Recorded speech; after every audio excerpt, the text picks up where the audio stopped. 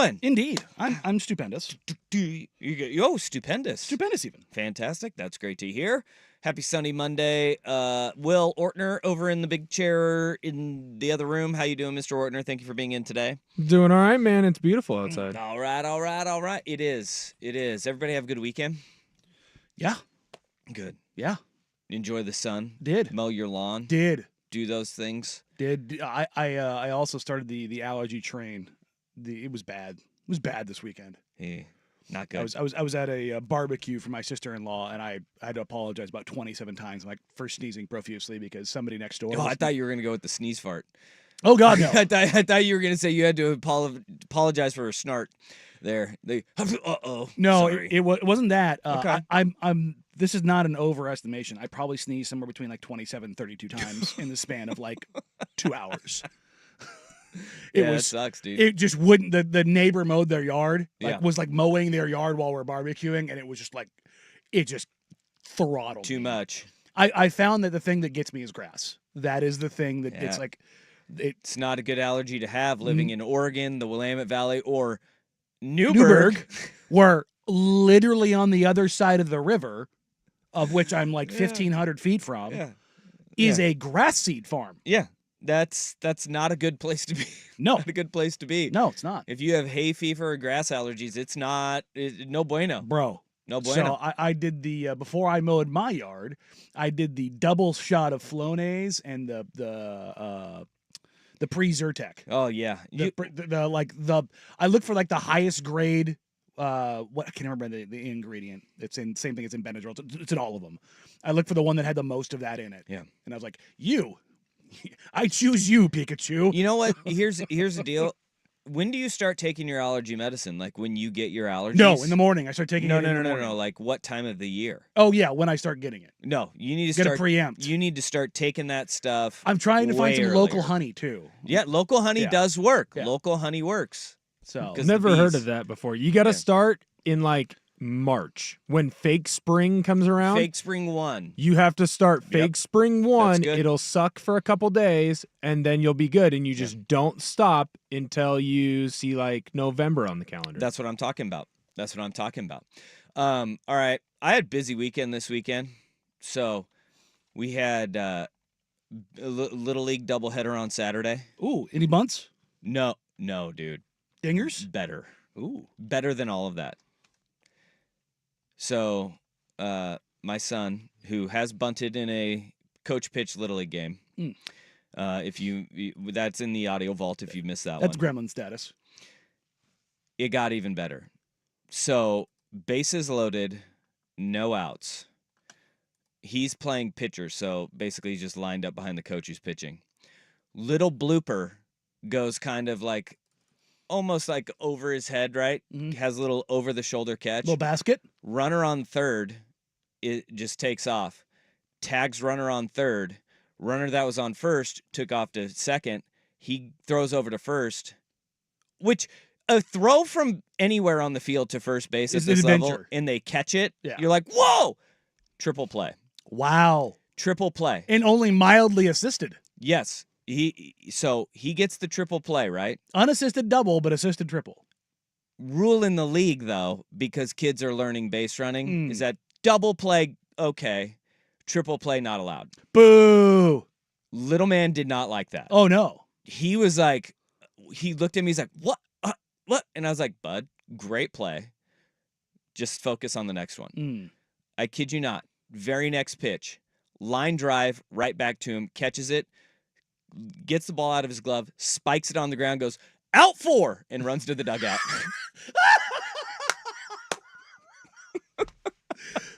Oh, God, you've got an ornery one on your hands. Woo! I was like, whoa. I was like, kind of appreciate that. Kind of appreciate that. Oh, you trying to hold me down? He was like, out 4, spikes it, runs into the dugout. I was like, oh, my God. Well, it's one of the ones you're like, you shouldn't do that. But in the dugout, you're like, I was like, hey, let's just like put the ball back in the bucket next time. We'll live to play another day. This seems reminiscent to you, perhaps, I don't know, doing a different dance regularly when you were in high school. Yep. He finds a way. He finds a way just to like. It's not over the top. It's right. He dances that line. He dances that line and habitual line stepper. Oof, yep. And then he'll get back over and be like, "Whoa, wait, hey, I wasn't over there. Yeah, I wasn't over there. So we had that we went through, and then I went over. Actually, did you see the news out of Sisters at the Sisters Rodeo over the weekend? Yeah, the bull got loose. Yeah, dude. Yeah. How serious was this? Because I heard very. I heard people talking about it, but I have not. Is there video of it? You haven't seen the video? No. Yeah. Oh, dude. you need to go see the video. No, I'll send you the video. I'll send you the bad. video.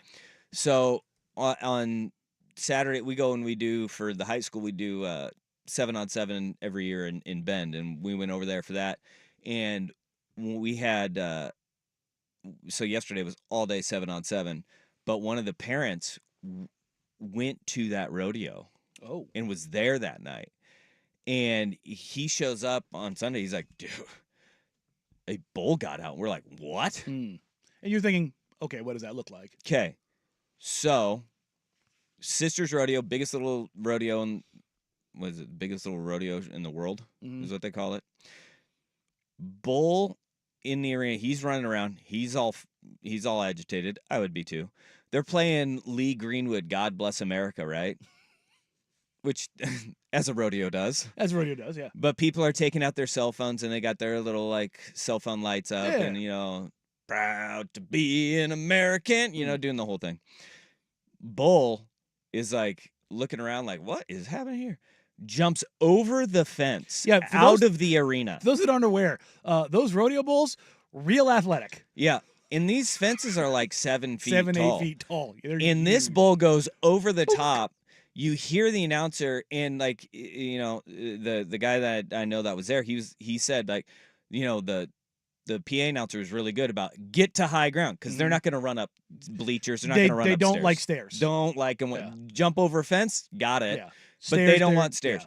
Yeah. It goes out of the arena using the exit. Oh, no. And starts running like around the rodeo grounds outside, where they have like concession stands, beer gardens. One guy, or I think 2 people got gored. Well, they get the head down, got knocked. Not good. Then there is video of this.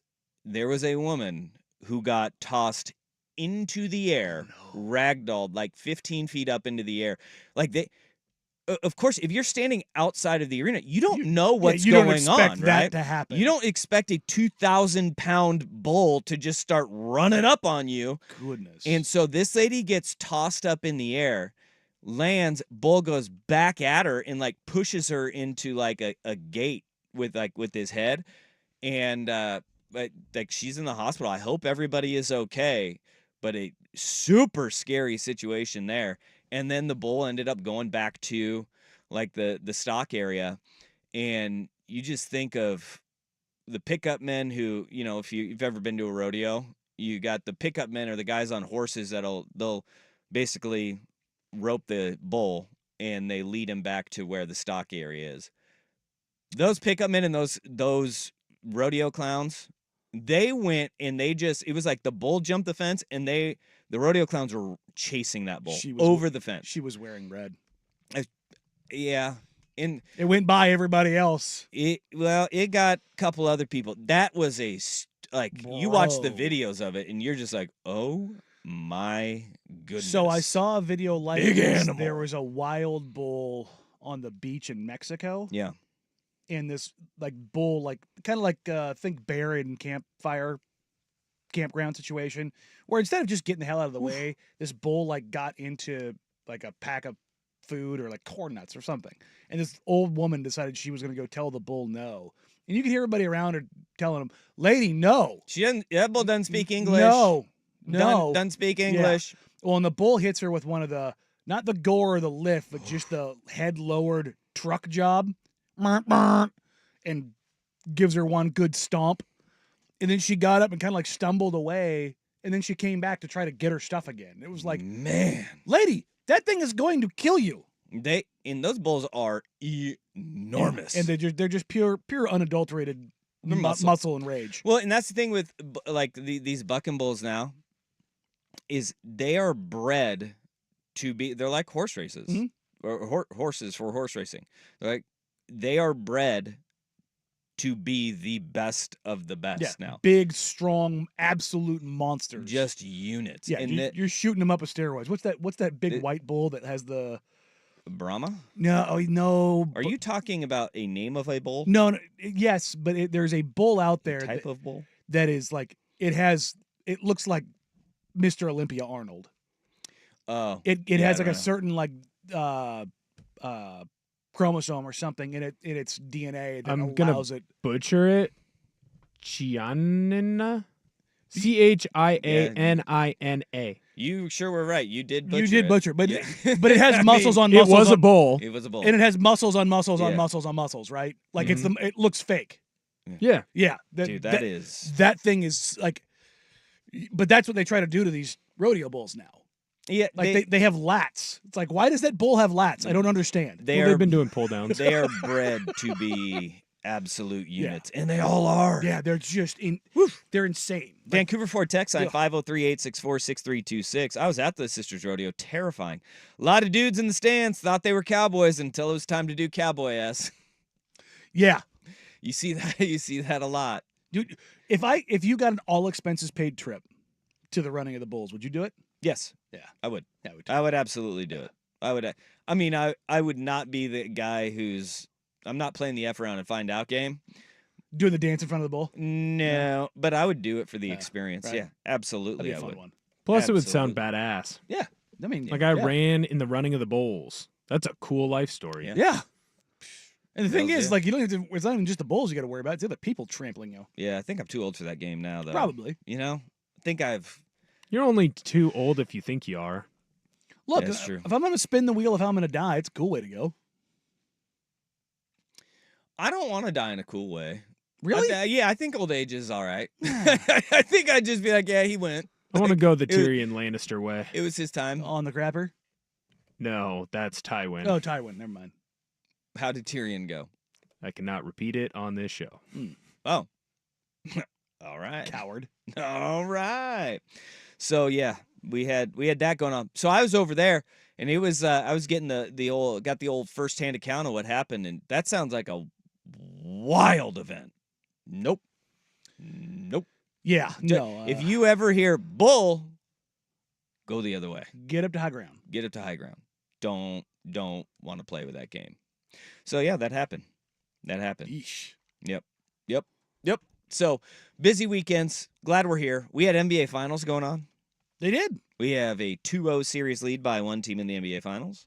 We have that to get to. We have got more Blazers pre-draft news. It's starting to heat up, folks. We've got a big one. This week. And remember, we talked about this last week. Was it Wasserman? Wasserman, yeah. NBA Draft Was. He said the epic pre-draft workout is going to happen this week for the Portland Trail Blazers, where you've got legitimately 6 guys coming in. 4 of them are lottery picks. Yes. And then 2 guys. One is a fringe guy. Yeah, and done. And then you've got one guy that second round pick. For who? Okay, hold on. No, because you got Holland, who's lottery. Saloon, lottery. Edie's edge of lottery. I can see him going in there. Dunn is late first, early second. He's the one who's on the edge. Yeah, but no. And then you've got Missy and also he's lottery projected guy. Big, very end of the lottery, mid first. Who's the 6th guy? That's it starts with a G. Totally blanking. It starts with a G. Come on. G. Draft guy. You got this. Oh, for the love of Pete. Yep. Nailed in. Yeah, my brain is. Kaishan George. He's also Kaishan George. Also a lottery guy. He's a lottery guy. Yeah. Okay, I thought he was fringy guy. Well, I should say fringe lottery. He's lottery mid first. Okay. He's a guy who's rising up a lot of boards. 6 guys coming in. Wasserman has not tweeted since he fired off that tweet. Wasserman's not much of a tweeter. Did the NBA shank him after that? Kneecap him? Did he get the gag order after that? I don't think so. Because can't be good. All the agents are going, hey, we can't be having this out there. I think that honestly, to go down that line real quick, the reason that tweet's out there is because an agent wanted it out there. Good. We want it. Because there's guys in that workout that I think they were trying to, not the Blazers, that agents were trying to keep privately, where other agents were like, no, I want my guy to be known as the guy working out with those guys. Yes. So the games that are being played. Dun, dun, dun, dun. So George's agent tweeted out. Oh, just him. I think there's a couple other guys. Ryan Dunn's agent tweeted out. But Saloon, I like him a lot. Yeah. I want him. He's going as high as 5 right now. We need to about 4. No. San Antonio. Okay, well then we need to start the talk. Don't like him. Not a guy that is a top 6 guy in this draft. 7 is where he should be. Is 7. That is the good landing spot. That's a perfect spot for Saloon to be at. That's what we need to start. We need to start that conversation. Go ahead, tweet it out. Dun dun dun dun. 7 is the ceiling for him. Nobody else above that. You don't want him. You don't want him at all. So we got that to get to. More pre-draft stuff today. We have to eulogize the Pac-12. R.I.P. Pac-12. We love you. We will miss you. You went out with a whimper. Kind of fitting. Kind of fitting. Kind of fitting for the Pac-12. But the Ducks and Beavs baseball seasons came to an end yesterday. So all of a sudden, we've got a ton that we need to get to. But where we got to start this bad boy off, oh, you hate to see it, don't you? You don't. You hate to see it. If not Psycho Dan, then who? Danny and Dusty on the Fan. It's back, and it's sure to sell out.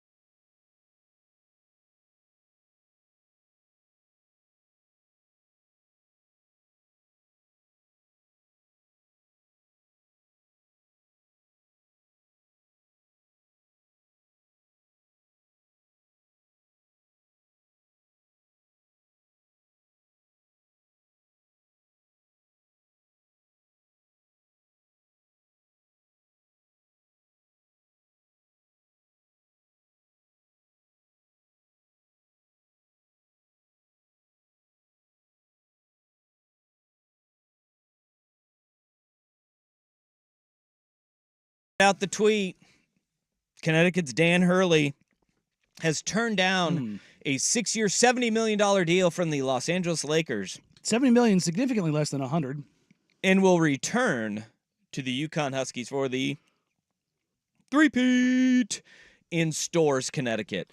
We talked about this last week. Give me a second. Not a huge surprise that Dan Hurley is not going to go and coach for the Lakers. Not a big surprise that he listened to the Lakers about their head coaching vacancy. I need a minute. Okay. I got to put on my shocked face. Oh, my God, Dan Hurley turned this down. Oh, my God. The second this news went out, we talked about it, and I went, that's a leverage play. Yes. Real quick, let's just throw this out there for those that aren't aware. Adrian Wojnarowski wrote a very long book on Danny Hurley's dad. Oh, no way. So the fact that this came from Woj right out of the gate was one of those bing, light bulb went on immediately. And we have heard behind the scenes, not just the sham stuff, we'd heard for 6 weeks that this was JJ's job to lose. And this is a win-win for both sides, right? It's a win for the Lakers. Hey, we're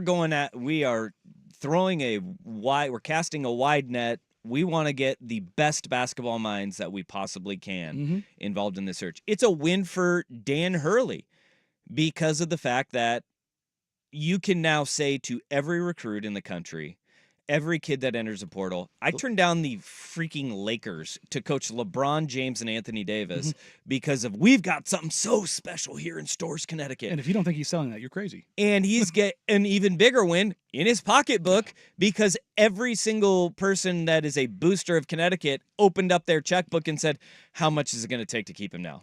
We're going to get the undisclosed figure, but he's going to be the highest paid coach in college basketball. And then next year we'll get the actual figure because of the fact that their books will be open.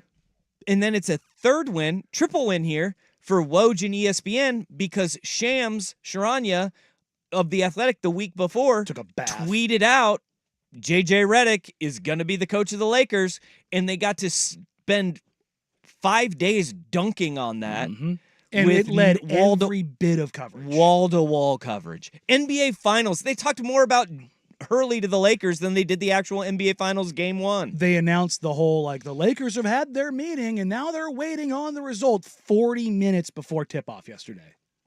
40 minutes before tip-off. The Lakers, again, trying to do something on a Finals game day. And then when you had Dan Hurley give I'll make the announcement on Monday, it was like, okay, yeah, he's coming back. Yeah, I mean, everybody reading that's like, oh, it means it's a done deal with the Lakers. No, that's I read that as he's going back. Yeah, because you don't make the announcement that you're going to make the announcement. Say anything. Yeah, it just if you're going to take that job, it's hey, guess who the new coach of the Lakers is? Yeah, Dan Hurley. This was all so predictable from the start. You really hate to see it to happen to such a wondrous organization. I was talking to a buddy of mine this morning who's a big Lakers fan. He was venting. And I was like, he's like, why does this keep happening to the Lakers? Like, well, because it's a poverty franchise that's run like a mom and pop and nobody in that organization has any brains on actually how to run it professionally. That's the genuine gist of it. If they didn't exist in Los Angeles, they would be the Brooklyn Nets. Wow. No, I'm being dead serious. They're the only allure of the Lakers is that they're in LA. And 17th championship. Yes, where does that come from though? I mean, that doesn't come from anything that's happening right now, but but I'm saying that the championship, the history comes from them being in LA. Yeah. Yeah, it's a place that everybody's wanted to be. If they were in any other city, they aren't the Lakers. Then that's true for pretty much every LA franchise. That draw, that allure is so unreal, that's why I get mad at USC. It's like, you guys have a leg up on everyone. It's a real thing. And yet you fall face first into stupidity. And the Lakers have done the same over and over and over again because their leadership at the top. You want to talk about ownership and being cheap? You have a Lakers franchise that doesn't go into the tax regularly. They have a TV deal that gets them $100 million plus a year. They are so far and above everybody else. Well, how else are they all going to live?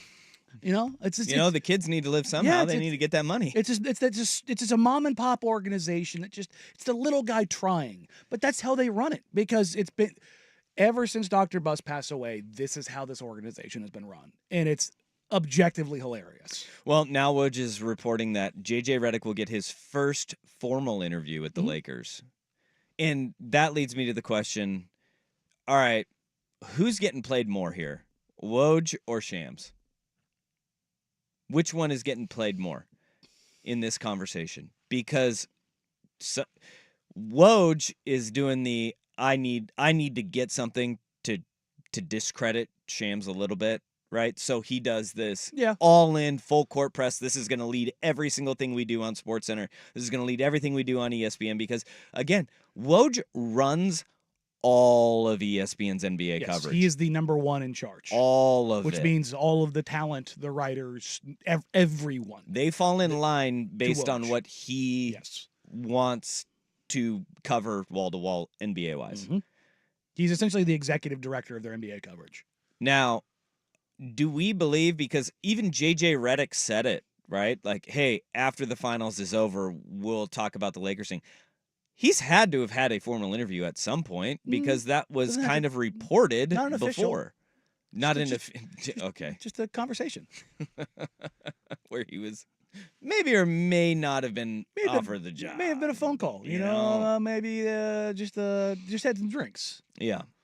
So you can parse it and phrase it however you want to, but yeah, there's certainly a level of dunking on Shams here that's very real. But also, like the whole idea that Hurley, I loved, and this is the hilarious thing. This is the most ridiculous thing out of all of this. That this was the master plan of the Lakers all along. I saw somebody who covers the Lakers tweet this out, like, "Bravo!" when this first came out. "Bravo, Lakers!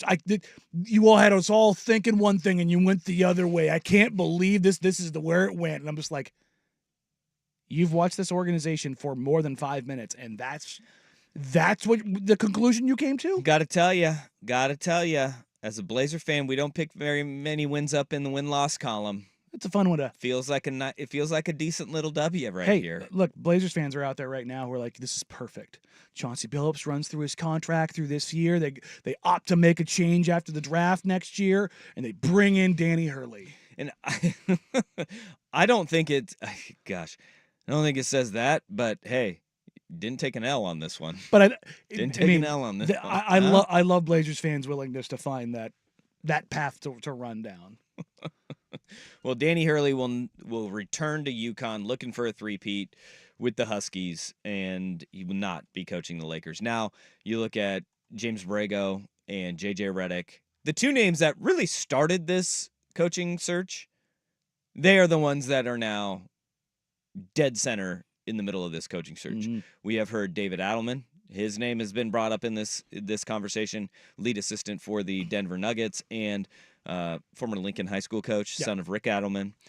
His name has been thrown out there in this conversation. And then now you have people saying, well, if they didn't get Dan Hurley, go get Jay Wright. No.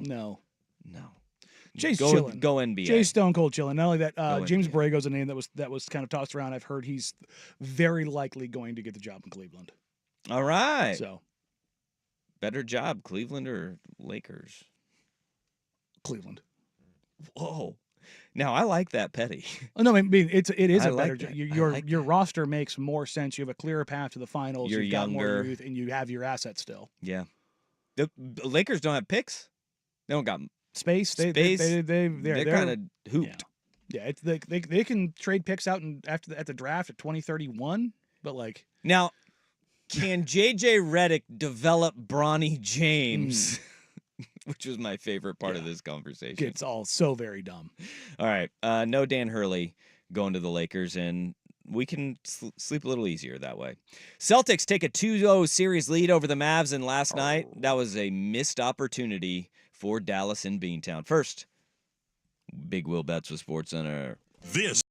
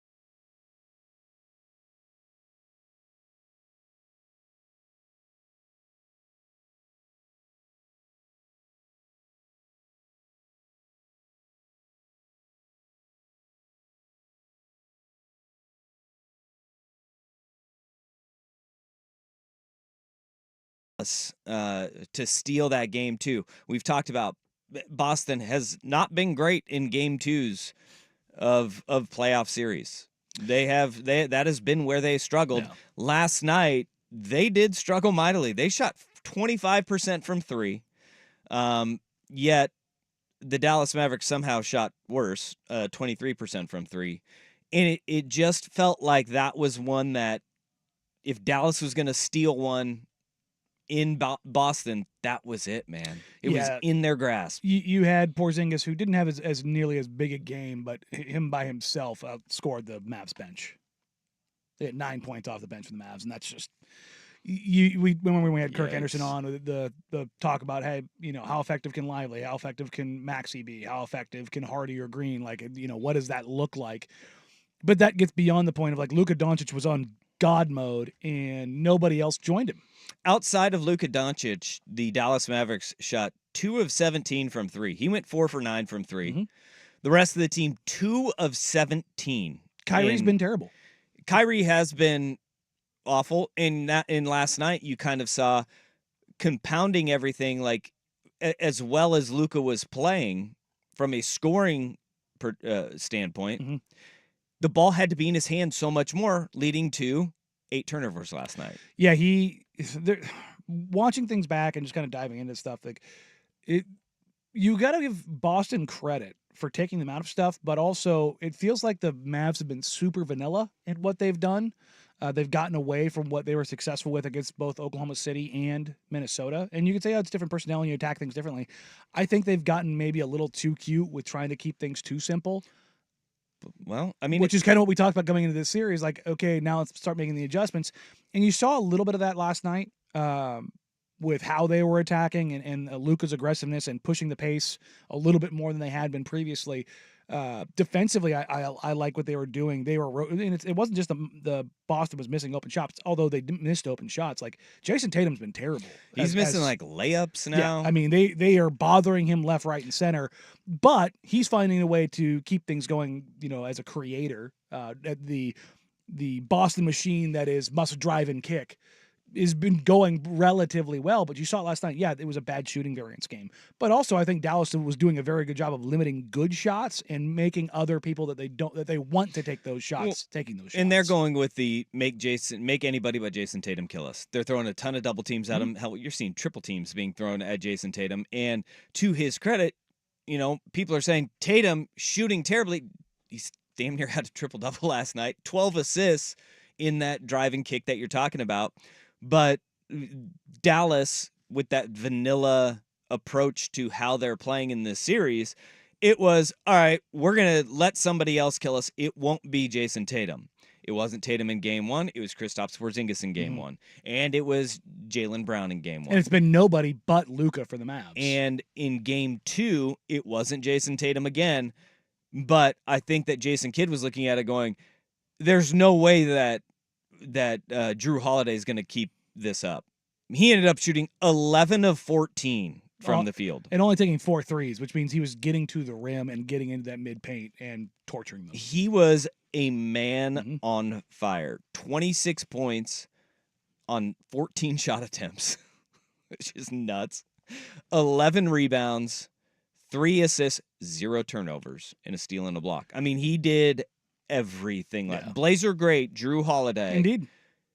Did everything for the Boston Celtics. And Portland deserves a ring for giving them Drew Holiday if they win this series. Yeah, a little something extra. Well, like if a guy plays on a team and then you trade him, he gets a ring. Sure. The Blazers responsible for Game 2 of the NBA Finals by trading Drew Holiday to them. It's the only way you're going to get a ring anytime soon. Yeah, I'll take it. So, little baby steps. The interesting thing for me in this series is the way that the Mavericks or the Celtics have neutered Derek Lively. It appears the lights have finally gotten a little too bright for the young man. He had a play where he was running down the floor with, I think it was in front of Kyrie, where he just basically was run blocking. He ended up picking up a charge for it. And it's like, I get what you're trying to do there, a little moving Gortat screen. Like, okay, I get it. Yeah, but the thing about Gortat was he was the size of a door. Yeah, but also that he was very sneaky about it.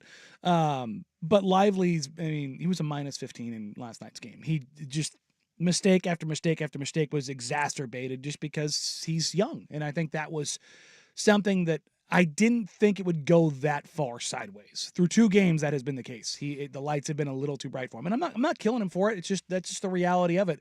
Because right now, the guy that deserves most of the blame for the Mavs is Kyrie. Yes. He has been abysmal, and this series isn't over, but the math will tell you it's pretty damn over. If they don't come out and absolutely handle things in Game 3, it's Dunskies. Like, it's pack it up, they're done. But we've also seen this happen before to this Celtics team. So I'm still looking at it going, all right. But that's a game that, looking at that game, going into that game, like after the game, no matter how you slice it, Dallas should have won. Dallas should have taken that game. And they did everything they needed to do to have the opportunity. You limit their threes. You limit their good threes. You make Tatum a creator. He's terrible the decisions he was making in that game were mind-blowingly stupid at times, particularly in the middle of that fourth quarter when the Dallas started to make the run again. You're just sitting there going, "What, Tatum? What are you doing, dude?"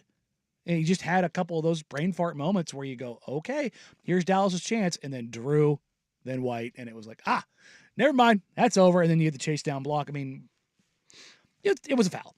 It was a foul. It was a foul. It was a foul. But it is what it is. How many calls in a game go the other way that we're not freeze framing with the hand on the back and all I that don't stuff. like that call in general.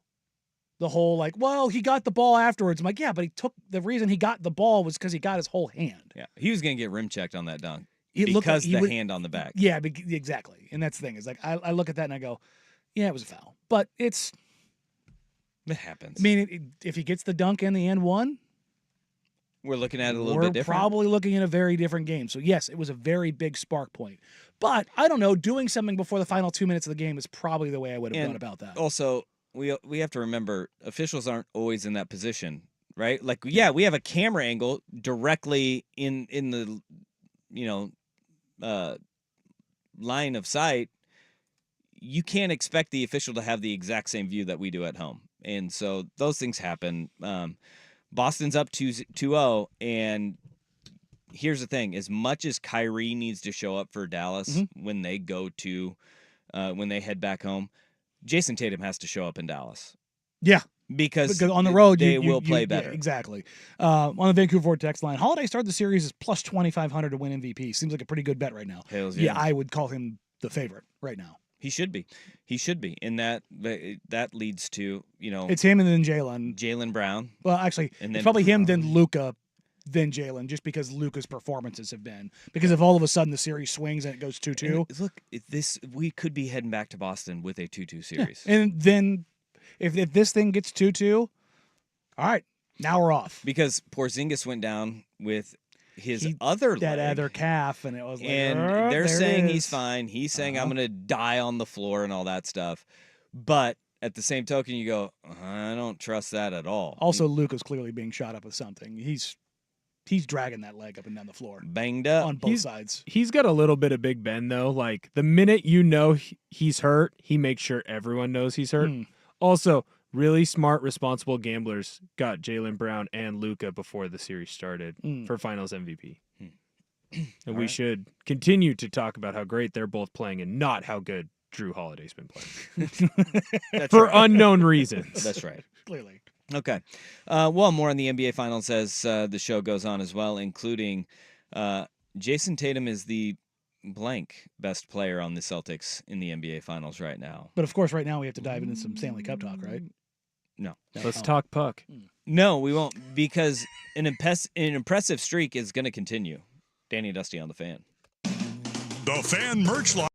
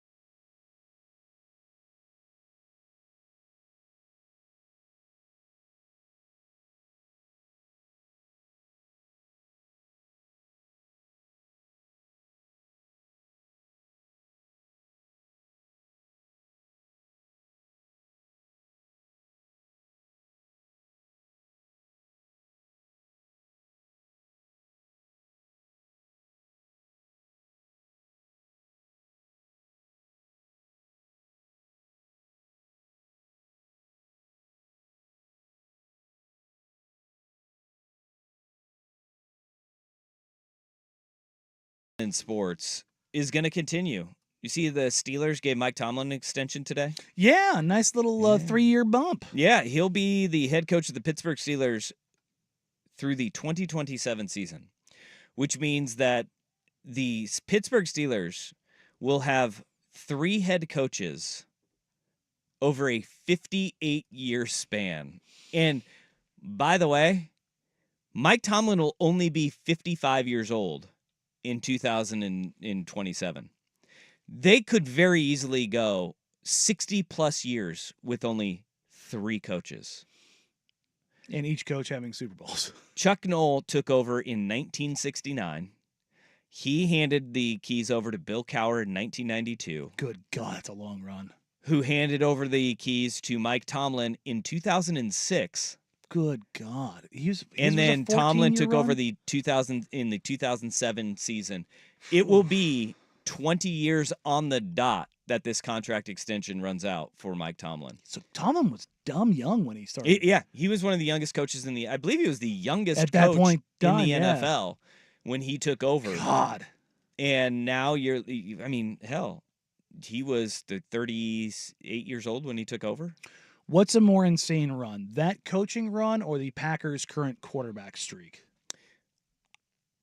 I actually kind of think I think it might be the coaching run because that is because other guys have played quarterback for the Green Bay Packers. Mm-hmm.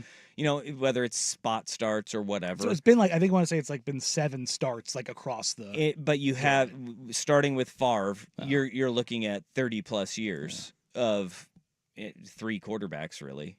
And if Love hits the 10-year window with that team, that might end up being. Then we're talking their Steelers territory in that. But what we have with Pittsburgh is 1969.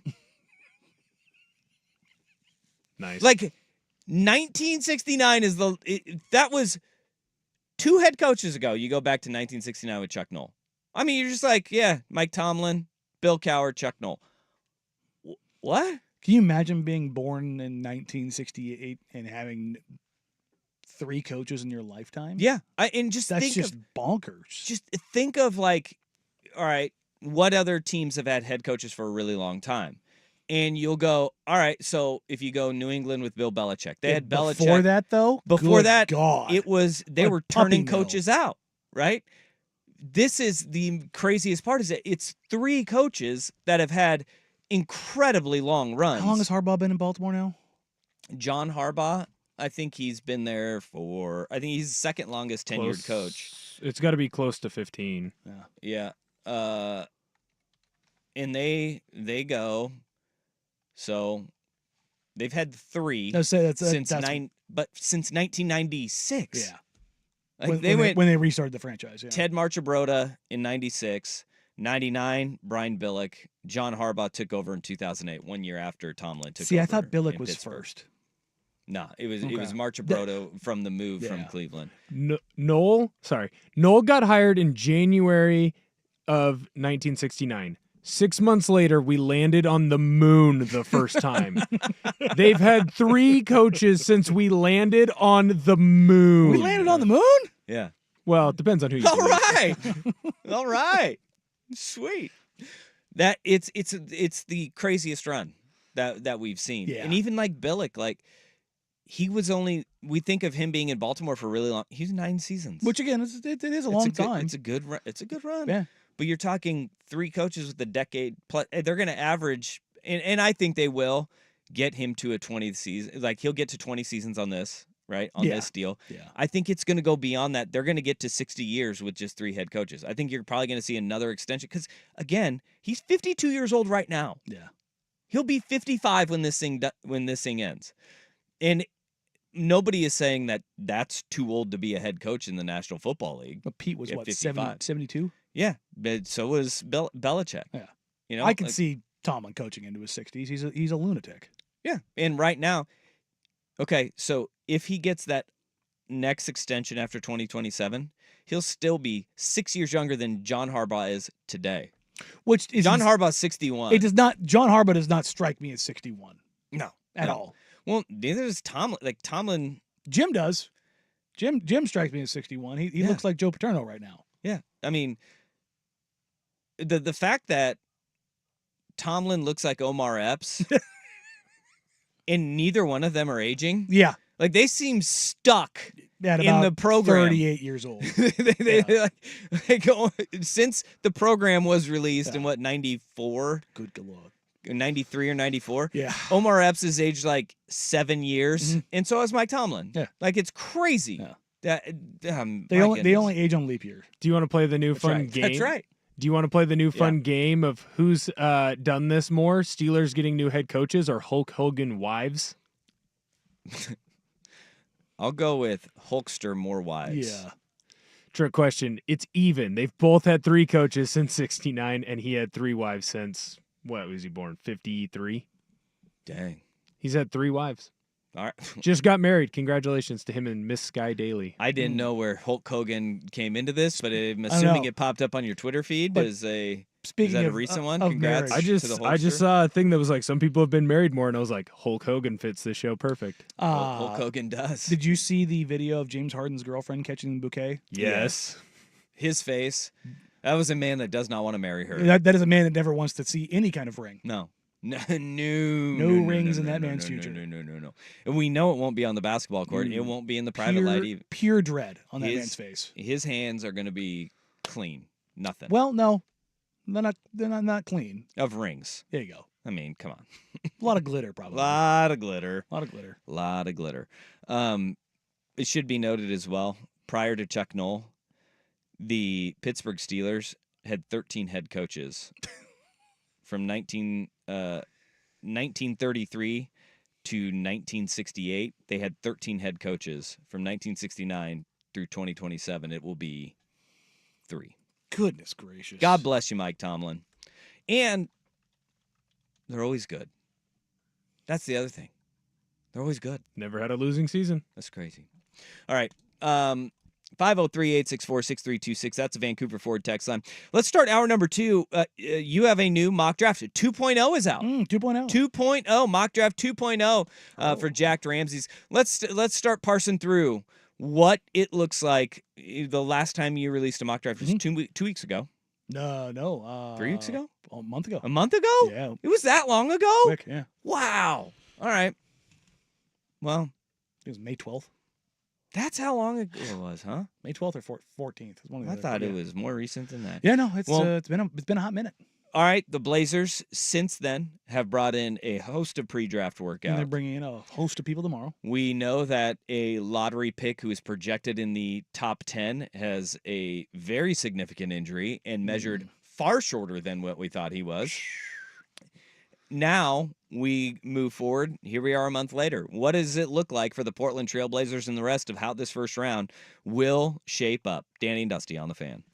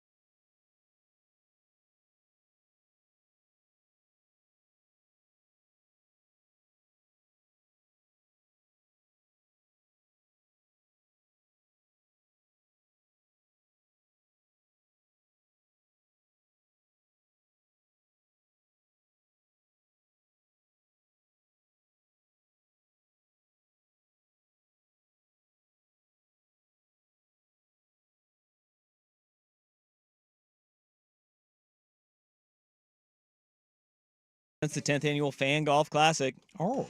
Out of Langdon Farms. Come join us Thursday, July 11th. Afternoon round is sold out.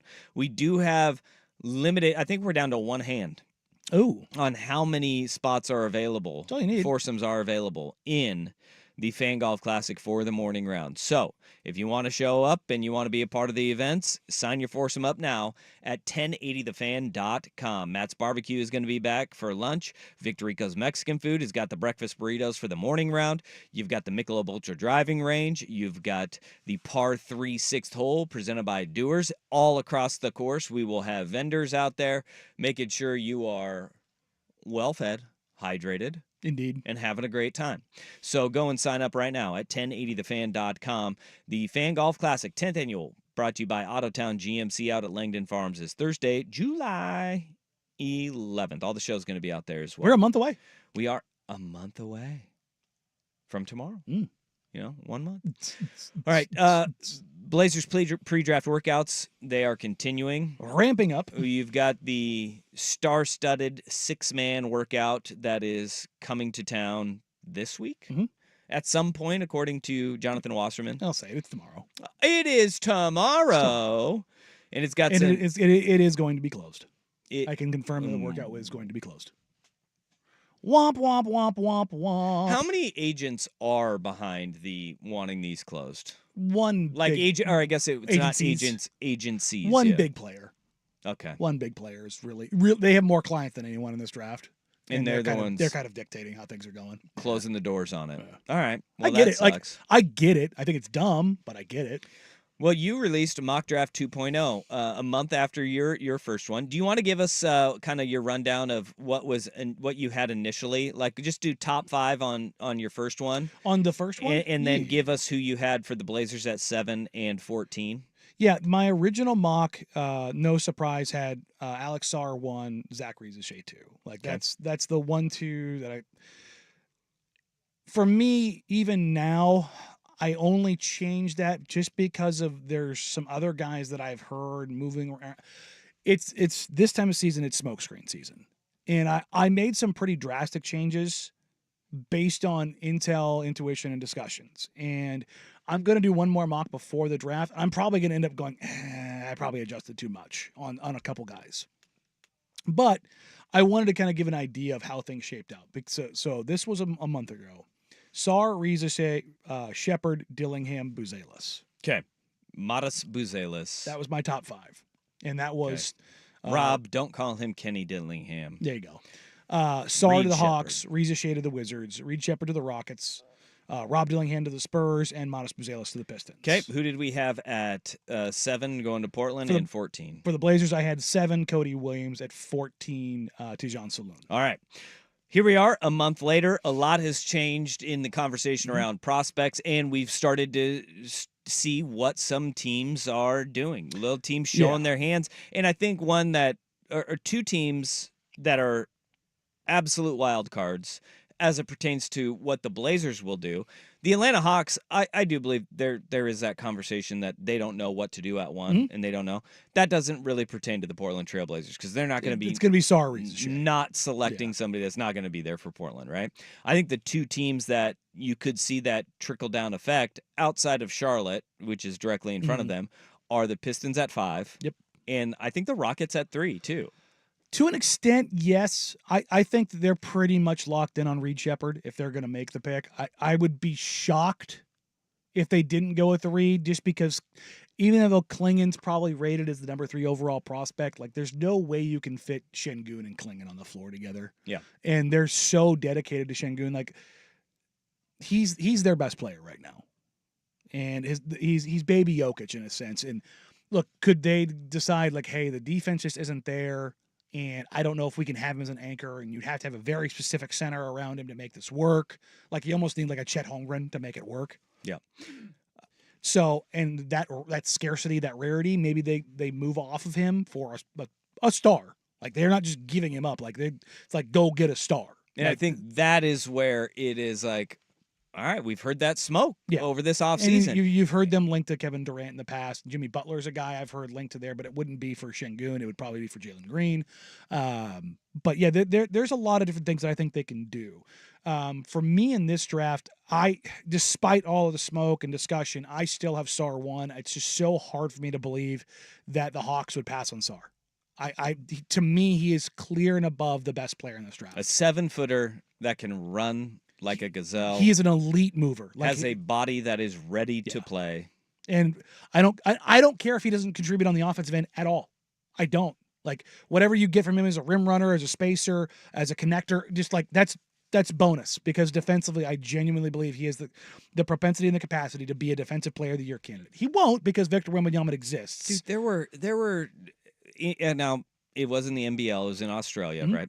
But there's video of him picking guys, point guards up at the 3-point line. Yeah. And not like kind of staying with them, cutting them off and taking away driving lanes. It's crazy. I know I'm prone to hyperbole and having fun with stuff. I'm not joking. I've never seen someone at this size move this well or this fluidly. Ever. What he does and how he moves is terrifyingly good. All right, so you got Sarr at 1. Again, that is unchanged. Yep. You had Sarr at 1 to Atlanta in your first one.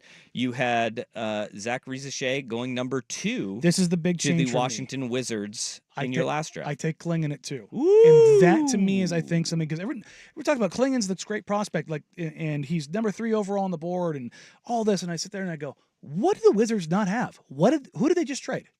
Daniel Gafford? Do they have a starting center? No. They don't have much of anything. And so if you can get a bedrock foundational big, and that everybody's talking about how great he is, why would they pass on him? And a guy who is gritty on the defensive end. Yeah, and so I don't think they'll go this way entirely. But I think this is a path that's worth exploring. That's kind of what I did with this mock, was like, okay, what would happen if? Because I can sit there and look at all the other mocks, and I can listen to all the intel, and I can have all the conversations, and I can end up in the same general spot as everybody else. Yep. Or I can go, well, what happens if I do this?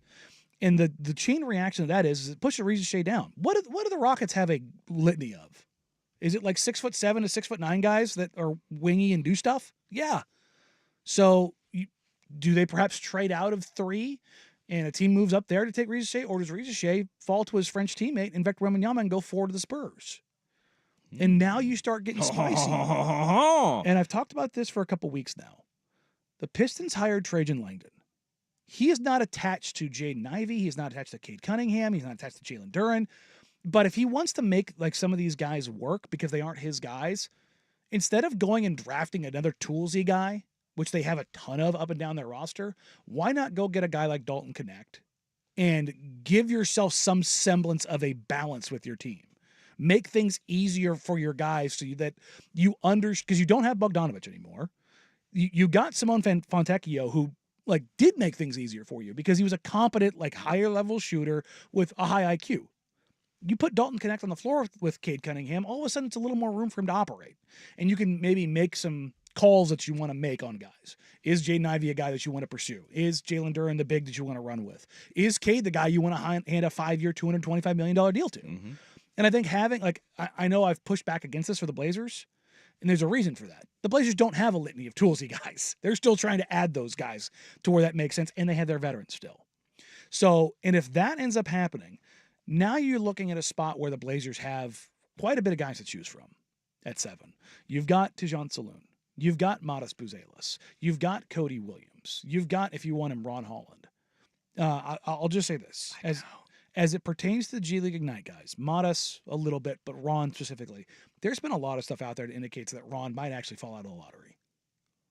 I don't know if I truly buy it, but I that was the path that I went on because it was less about him falling and more about some other guys I've heard rising. Dalton Connect is a guy I've heard rising. Tejan Saloon is a guy that has been rising rapidly over the last month. I ultimately took Tejan Saloon at 7. That's what I want. That's what I want. Tejan Saloon at 7. That seems like a guy that when you have a bunch of holes, he is like... We got his measurements, by the way. He is 6'10", 220 with a 7'2" wingspan. And he is plus on the defensive end of the floor. Mm-hmm. And he's 18. He will be 19 in August. He's one of the younger prospects in the class. Fits the timeline of what the Blazers are kind of working for. And when you're at 7 in this draft, you're not looking for the home run. You're looking for connect on a double, And I think you're then- taking a real risk drafting him. For That's sure. okay though, because I like a little boomer bust Yeah. when in this draft. Mhm. Because what if the Blazers don't? If it doesn't work out and he is not very good as a rookie, He's Blazers by the are way, going to be okay. if they take him or Cody Williams, I will be on record of this now. They won't be good as rookies. No, I'm gonna they need time. They need seasoning, which is totally fine because this team is not going to be good this year. 2025 We're draft. We're 2025 shooting draft. for 2025, 2026 season. That's what Okay. we're shooting for. So Saloon at 7. Yeah, and then for everybody I'm a big Cody Williams guy. This is a tough call for me to go with Saloon over Williams or Williams over Saloon. This was basically like a coin toss. I don't think Williams will make it past Utah at 10. 10. From what I've heard, they love Cody. Okay. Well, now we need to start, talking trash about him online too. Knock him down to 14. Knock him down a peg or two. Let's see if we can get the. I don't think that's going to work, but we could give it a whirl. Mhm. We could give it a whirl. I've heard about the Bulls are trying to find a way to move up. They're a team I've heard linked to Donovan Clingan, and if they can't get up that high enough to get him, that they would like to get up high enough to draft Buzelis, which I think 9, where Memphis is where you could get Buzelis. Because if he falls past 5 to Detroit, I don't think Portland would take him. There's a chance. Portland could take him, but if he doesn't get taken there, I don't think the Spurs look at him. Memphis, I don't think looks at him, and so you're trying to get in that range before somebody else tries to nab him, but I had Buzelis falling to 11.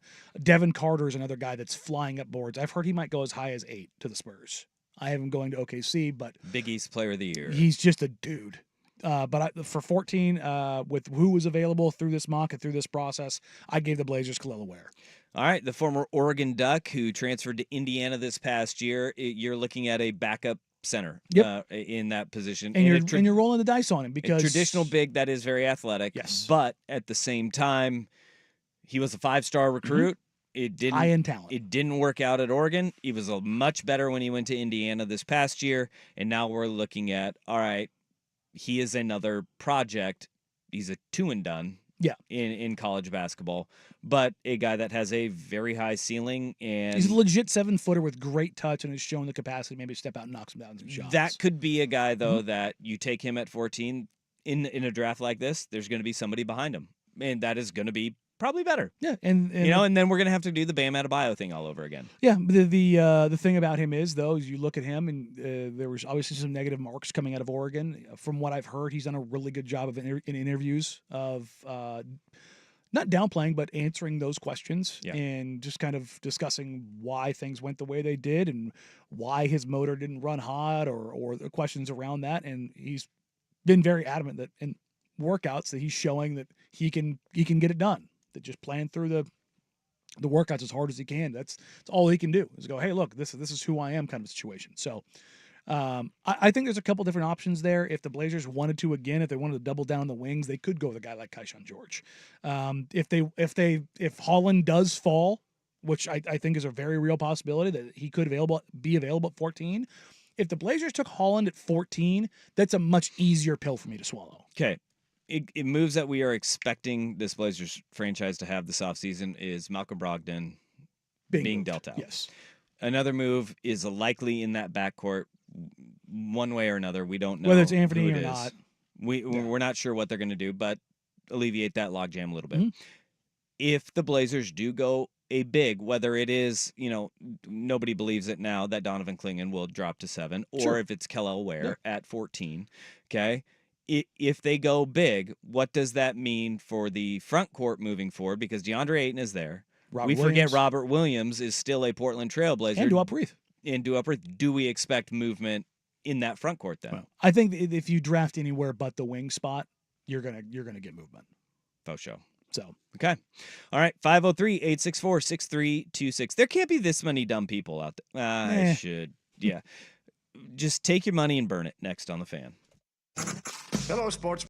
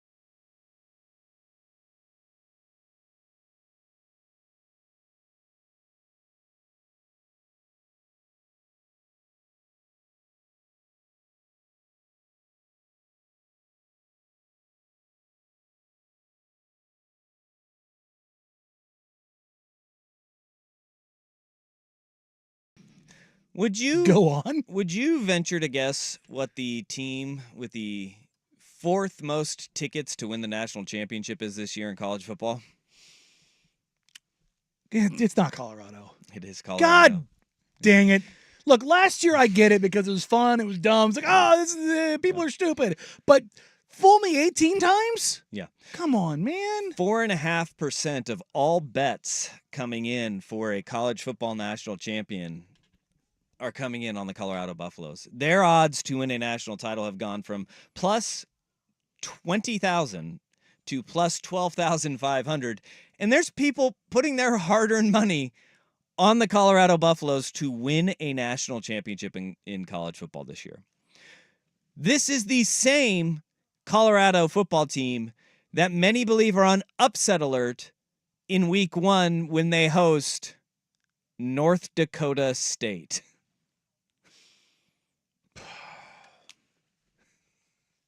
Folks, I'm telling you this right now. I'm here for you. Do not bet on Colorado. However, if you do choose to bet on Colorado, shoot me a text. Because don't go to a casino. No, I'll take that. I'll take that action. I'll take that action. Yeah. I'll take that action. Yeah, for anybody wondering, the Bison, good at football. Well, if you want to take Colorado to win a national title, I'll take that action. Don't go to the casino. You can just come straight to me, and I'll just take your money from you. Because that is what you're doing. Colorado will not win a national championship in college football. Colorado will not win the Big 12 this year. They were 4-8 a year ago. Okay?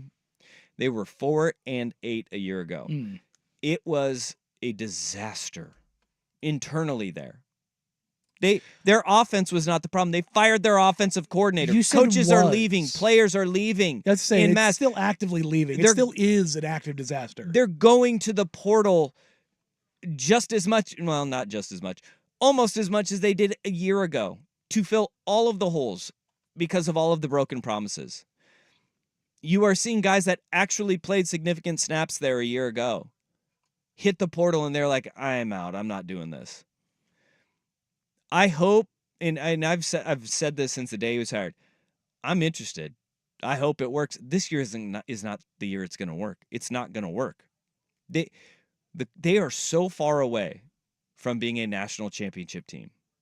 They're so far away from being a conference championship team. Even in the Big 12 that does not have Oklahoma or Texas anymore. Yeah. The gap between them and Utah is a chasm. Yeah. And Utah, Cam Rising will be back at Utah, and I think people are forgetting, like, Cam Rising is still going to be at Utah. He actually got another year after this year. He is hopefully going to be healthy, and I think we forget how good he was. He was a Heisman candidate. He was a damn dude. He's going to be 27 playing at Utah. And he is truly turning into Johnny Utah. He wants to be an FBI agent when he gets done. And well, I mean, he'll have a PhD in the criminology by the time he's out of remember, there. It was he's the recruiting class after me. The knee injury. Jeez. He's the recruiting class after me. I wasn't kidding when I said he'd be at Utah at 27. He's born in 1999. If he stays in school, if he does this year and next year, I think he'll actually be 27. I am an FBI agent. How long is he going to be there after he takes his mission, too? Well, That's he's not a taking joke. Mission. He's not taking a I mission. understand because he's in Utah. It was a joke. He went to Texas. Oh, right out of high school? so he's Texas. He went to Texas. He just turned 25. So I thought he was going to be. I thought he was 25, turning 26. So he'll be 26 at Utah next year. God bless him. So again, not just this season. He's eligible this season, but he got another year. How old are you right now, Will? 26. Okay. He is the class after me. He will be big dumb Will Ortner's age when he is done playing at Utah. Hey, I'm not big. There you go. Yeah. So Colorado, people are putting their money down on Colorado. And look, futures can be a fool's game, especially in the world of college football where so much can happen and so much can change. But you think of it in these terms, why are you taking a team plus 20,000? That's not good value. That's burning money. Yeah, it is. It's also, this is hilarious. I looked up Cam Rising. One of the first photos that pops up is UCLA offers 2018 quarterback Cam Rising, and that is a different human in that photo than the man that we talked to. Yeah. That's the thing is, this is a kid. We talked to a man. Yeah. And when we talked to him 2 years ago, he's like, yeah, this is probably it for me after this year. Yeah, he's going to the NFL 2 years ago. And check my watch. Yeah, that's maybe still going there. Don't be an idiot. Don't bet on Colorado to win a national championship. All right? No, it's literally burning money. Yeah. I mean, but Dusty and I will probably get together. We could probably bankroll a pretty sizable amount to hedge against that. I mean, I will. You're not getting odds for them not winning a national championship, but we don't even need to bankroll anything. Yeah. If you want to bet on Colorado to win the national title with me, I'll match it. I don't need to have money in my bank account. Yeah. I know it's not going to happen. I'll match it. We'll put it in escrow. Oh, God bless you, Coach Prime. He's fooling a lot of people out there. Yeesh. And that kind of just tells you that, like, I think this is, it goes a long way with the conversation that we're having about, like, Caitlin Clark, right, in the WNBA. There are people that are Deion fans. They're not college football fans. They don't know what's going on there. They're fans of Deion Sanders. They're fans of Prime, who is a showman, a salesman, and a guy that he does love football and apparently developing talent, even though all the guys are just transferring out, developing his son and Travis Hunter as talent. And then that's it. They're fans of Deion. They have no idea about what college football is. And then when you look at what's going on with Caitlin Clark in the WNBA, people are up in arms over everything WNBA and everything Caitlin Clark. We're not fans of the WNBA. You're not a fan of you're a fan of Caitlin Clark. Yeah. In that, it's totally the LeBron different. effect. It's the Kobe effect. It's out there all the time. I mean, yeah, we see that in that. It's actually being an election year. It's like what people do with politics, right? Like you jump in and you're like, hey, I like this guy. Mm-hmm. You know, latch onto it. And then you latch onto that person. You don't know their policies. Very, very tribalistic. You don't know who they are. No. You're just jumping on board and saying, no, I'm going to go ahead and I'm going to support the team. You're burning money by betting on Colorado. Stop. Well, speaking of support the team, the Team Justice is serving out justice left, right, and center as it pertains to food all over the country. We'll get to that and more on the Worst Day on the Web. But first, here's Big Will Bets with the Sports Center update.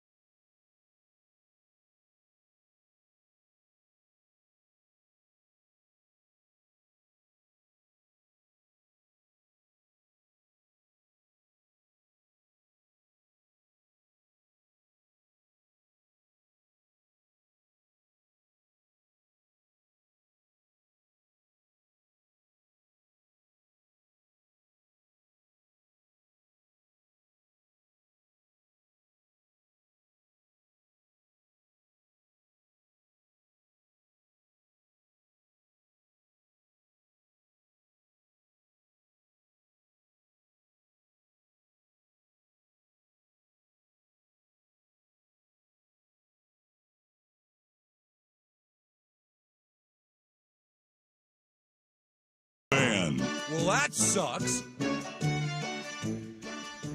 Oh, if you remember a couple weeks ago, a judge ruled officially that a taco is a sandwich. That judge in Indiana was an idiot. There's now precedent set for a taco being a sandwich. There's also now Cold Stone Creamery is facing a lawsuit over lack of real pistachios in their pistachio ice cream.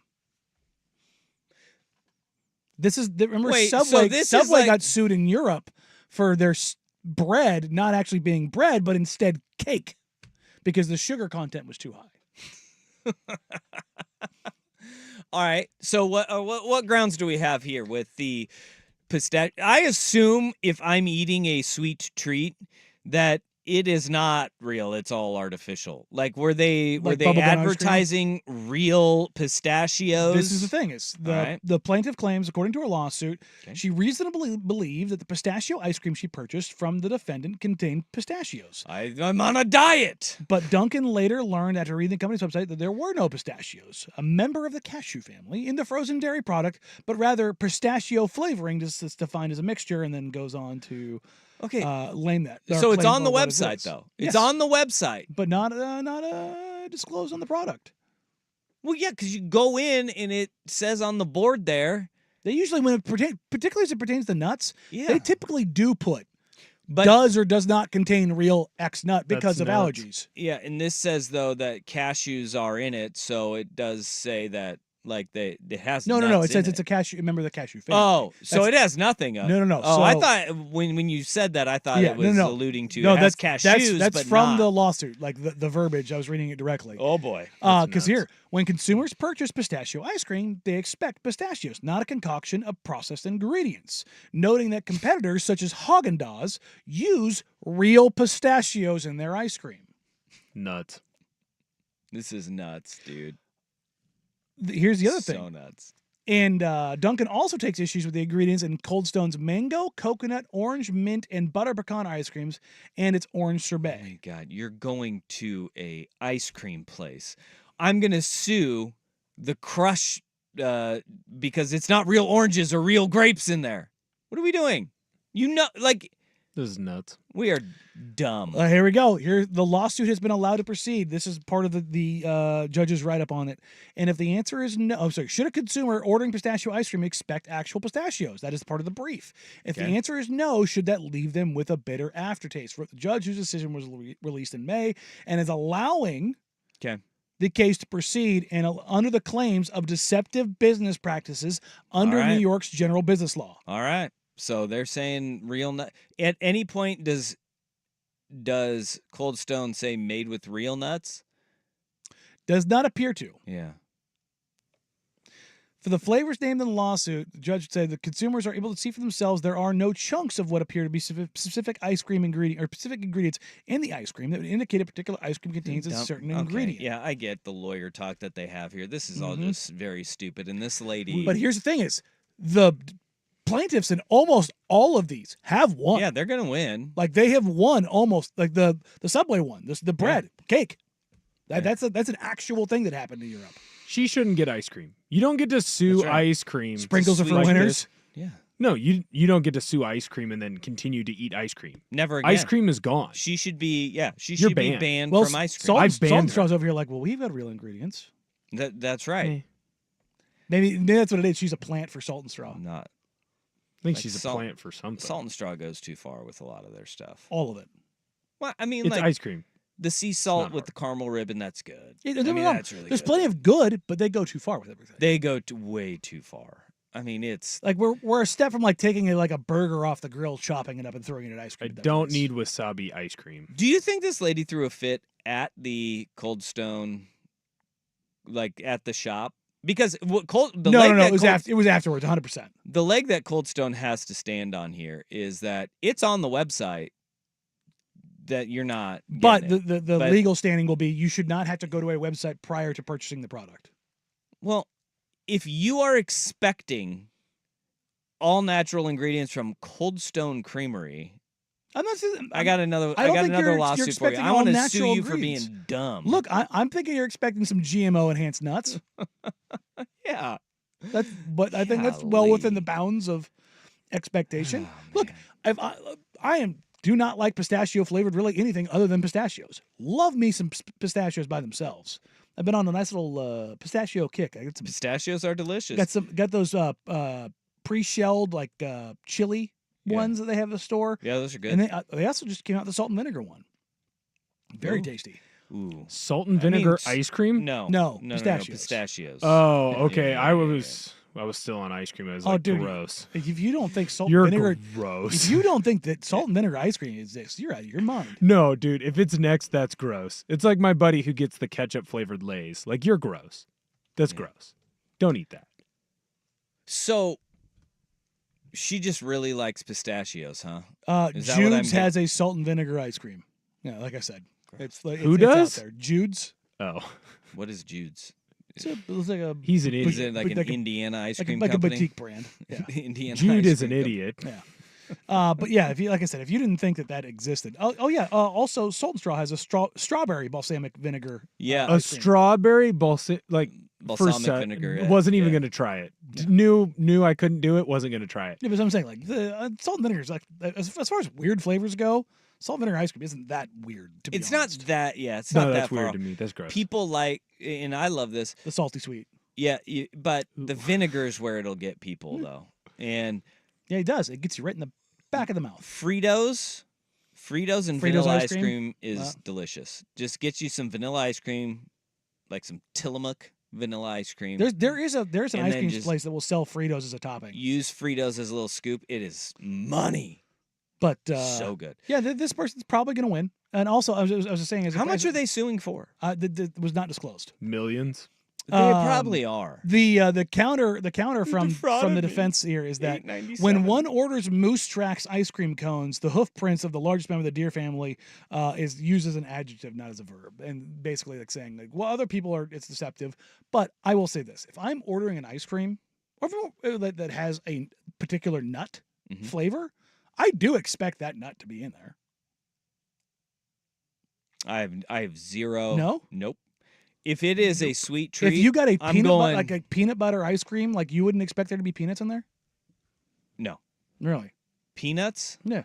No. That'd be nuts. Yeah, I wouldn't.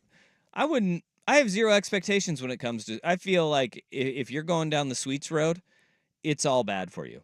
Like none of it's gonna be Oh, I'm not good, talking and about none the, of I'm not it's talking gonna about the be health real. quality. I'm just saying. No, like, but like none of it is going to be real. None of it is going to be good because like what you're going for is like this sweet treat. I mean, yeah, I know, but we're talking. it nuts. does it taste like it? If it tastes like it, I'm fine. But we're talking nuts. We don't usually substitute nuts. Yeah, I know. This Like is what nuts is she like- gets for ordering pistachio ice cream. But that's what I'm saying. Like you don't typically substitute like there's plenty of substitutes for like fruits, whatever like Yeah. concoction you want to come up with. But Yeah. typically with the nut, we go with the nut. I just go in with that closed mind that everything that's there isn't going to be real, and if it is, whoa, what a pleasant little surprise there. If you're suing Cold Stone because the pistachios, it tastes like pistachio ice cream, but it doesn't have actual pistachios in it, I think that's on you. Look at this, man. think that's I'm on on you. the side of the I know. law over here, and you're over here rebelling I am. twice. I am. Twice. I'm not. Look, if you eat the sweets, You fought the law, and it's the a- law won. it's the It's the life that you live, brother. It's like you got to live on the edge. It's also a weird move to be like, I can't wait to go to Cold Stone for their pistachio ice cream. Just get normal flavors. That's. I don't see, disagree with that either. If you're ordering this, that's why I said this is what you get for ordering pistachio ice cream. I think she's a plant. I I- think people have By- set her up She's to a go Baskin into. Robbins. Yes. She's Yeah. a Baskin Robbins plant. I wonder if Baskin Robbins uses real nuts. Don't get crazy now. Yeah, We'll have to check on that in the break. those are pecan flavored wood chips Mm, that they're there you putting go. in there. I'll call. I'll get headquarters on the line. Ooh, this is a good one. Solid ice cream places. Handles is good. I haven't heard of Handles. Oh it's yeah, in Beaverton. there's one. It's in Beaverton? There's one in Sherwood too. Yeah, Handles Ooh, good. I need to try Handles. Yeah, Good you little do. spot. All right, coming up next, the Pac-12 is dead. Long live the Pac-12. Danny and Dusty, 10 the fan. It's back, and it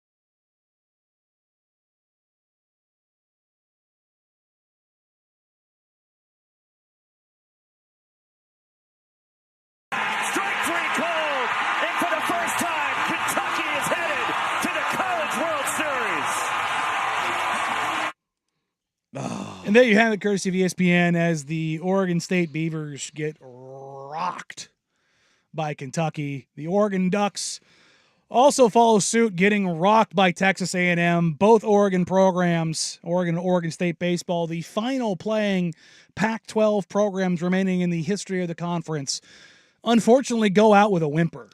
Yeah, the Pac-12 officially died at 9:33 p.m. last night with the loss of Oregon State to the Kentucky Wildcats.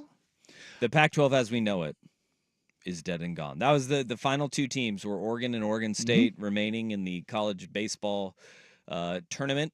Super regionals both fall. And Oregon State that one is the crushing one. Oregon was the fun little plucky program having a good year. Back-to-back super regionals. Yeah. Coach Waz is doing a hell of a phenomenal job down there, especially with all of the turnover that they had from last year's roster that fell to Oral Roberts. But this year, they get back to the super regionals. They're going up against an A&M team that has loaded 3 guys that can just absolutely rake. They've got 2 pitchers that were lights out. And look, Oregon had a 8-6 lead heading into the 7th inning, and the wheels completely fell off against A&M, which is to be expected because that's a powerhouse. They should be one of the favorites to win when they get to Omaha. For Oregon State, it was kind of the last month of the season, things started getting sideways, and bats got cold and pitching wasn't holding up at the worst time of the year for Oregon State. And that does not mean that by any stretch the Oregon State program is in some sort of dire situation. No, they currently, as I look right now, MLB.com's prospect rankings has Travis Bazzana number 1. Yeah, and he's going to be gone. That's going to be big shoes to fill. But Mitch Canham is doing a good job of reloading that program year in and year out. I think, though, having it be the final year of the Pac-12, it sucks. Yes. That no teams are going to Omaha. And this is I think it's the first time, I read it was the first time ever that we'll only have 2 conferences represented at the College World Series. Which is nuts. The ACC and the SEC are running roughshod over college baseball right now. I mean, right now, Wake Forest, I believe, has 4 of the top 20 prospects in the country, I think is what it shook out to be. They're really good. A&M is right there. You just kind of take a look up and Georgia has the number 2 prospect in the country. There's a lot of baseball being played down in the Southeast. Yeah, the Pac-12, no more. Track and field national championships wrapped up in Eugene. You have the college baseball season officially over. There will be no more Pac-12. It's a bummer. It's a bummer. It would have been cool to see Oregon State go on one more run. Mm-hmm. It's fitting because they will kind of, in quasi name only, keep the flag going along with Washington State for 2 years. But the conference as we know it died last night. Thanks a lot, Larry Scott. Womp. Thanks a lot, university presidents. Like Larry Scott and George Kleofkoff, they get the brunt of everything. Yeah. The university presidents, and people need to always remember, it wasn't just the inept conference commissioner. Although he played a big part in it because, boy, was he bad at his job. Well, they're the ones that are supposed to make sure he isn't bad at his job and he doesn't have his job moving forward instead of giving him extension after extension after extension. They were his bosses, and they did right by him and did wrong by their member institutions of the Pac-12. And it was top to bottom. The conference itself, everybody wants to point a finger. They want to point at USC for leaving. They want to point at Oregon and Washington for leaving. That was not it. It was the conference presidents and the university presidents over a decade plus allowed Larry Scott to run the conference into the ground. And at that point, that is what killed the conference. Larry Scott is the guy that everybody points their finger at. He is not the one responsible because they let him be in power. And there are university presidents that advocated for him to continue to be in power. At the beginning of his tenure, Larry Scott, and what we're seeing is Larry Scott was not totally wrong. He was not totally wrong in the fact that he said The power of streaming was going to be the future of where athletics were going. They never were able to secure it. They never had the power to secure The money streaming didn't only. exist to go down that path. And folks that said that, like, oh, they should have taken the deal that Kleofkoff brought to the table with Apple TV. No, they shouldn't have. They shouldn't have, because the Pac-12 does not have the power to bring in subscribers that would have made it worthwhile. And that's the fact. That is a fact. Is that the numbers don't exist because people weren't dropping DirecTV to get the Pac-12 network. No. So you think that because that they were going to, they weren't going to drop DirecTV, but they'll get Apple? No, they weren't going to do that. They've already showed the motivation isn't there. So crushed it. Without having to relitigate that, that's the end of the Pac-12. But it pisses me off every time. No, like every time I just think of how the Pac-12 got to this spot. And how easily preventable it was. And it wasn't one of those, this isn't even like a in hindsight situation. We were all talking about this while it was happening. Yep. We all looked at it and went, what the hell is this? And we all knew that it was going down a dying path, and it sucks. They just kept on going down it. Dead at over 100 years old. Yep. R.I.P. Pac-12. Pour one out.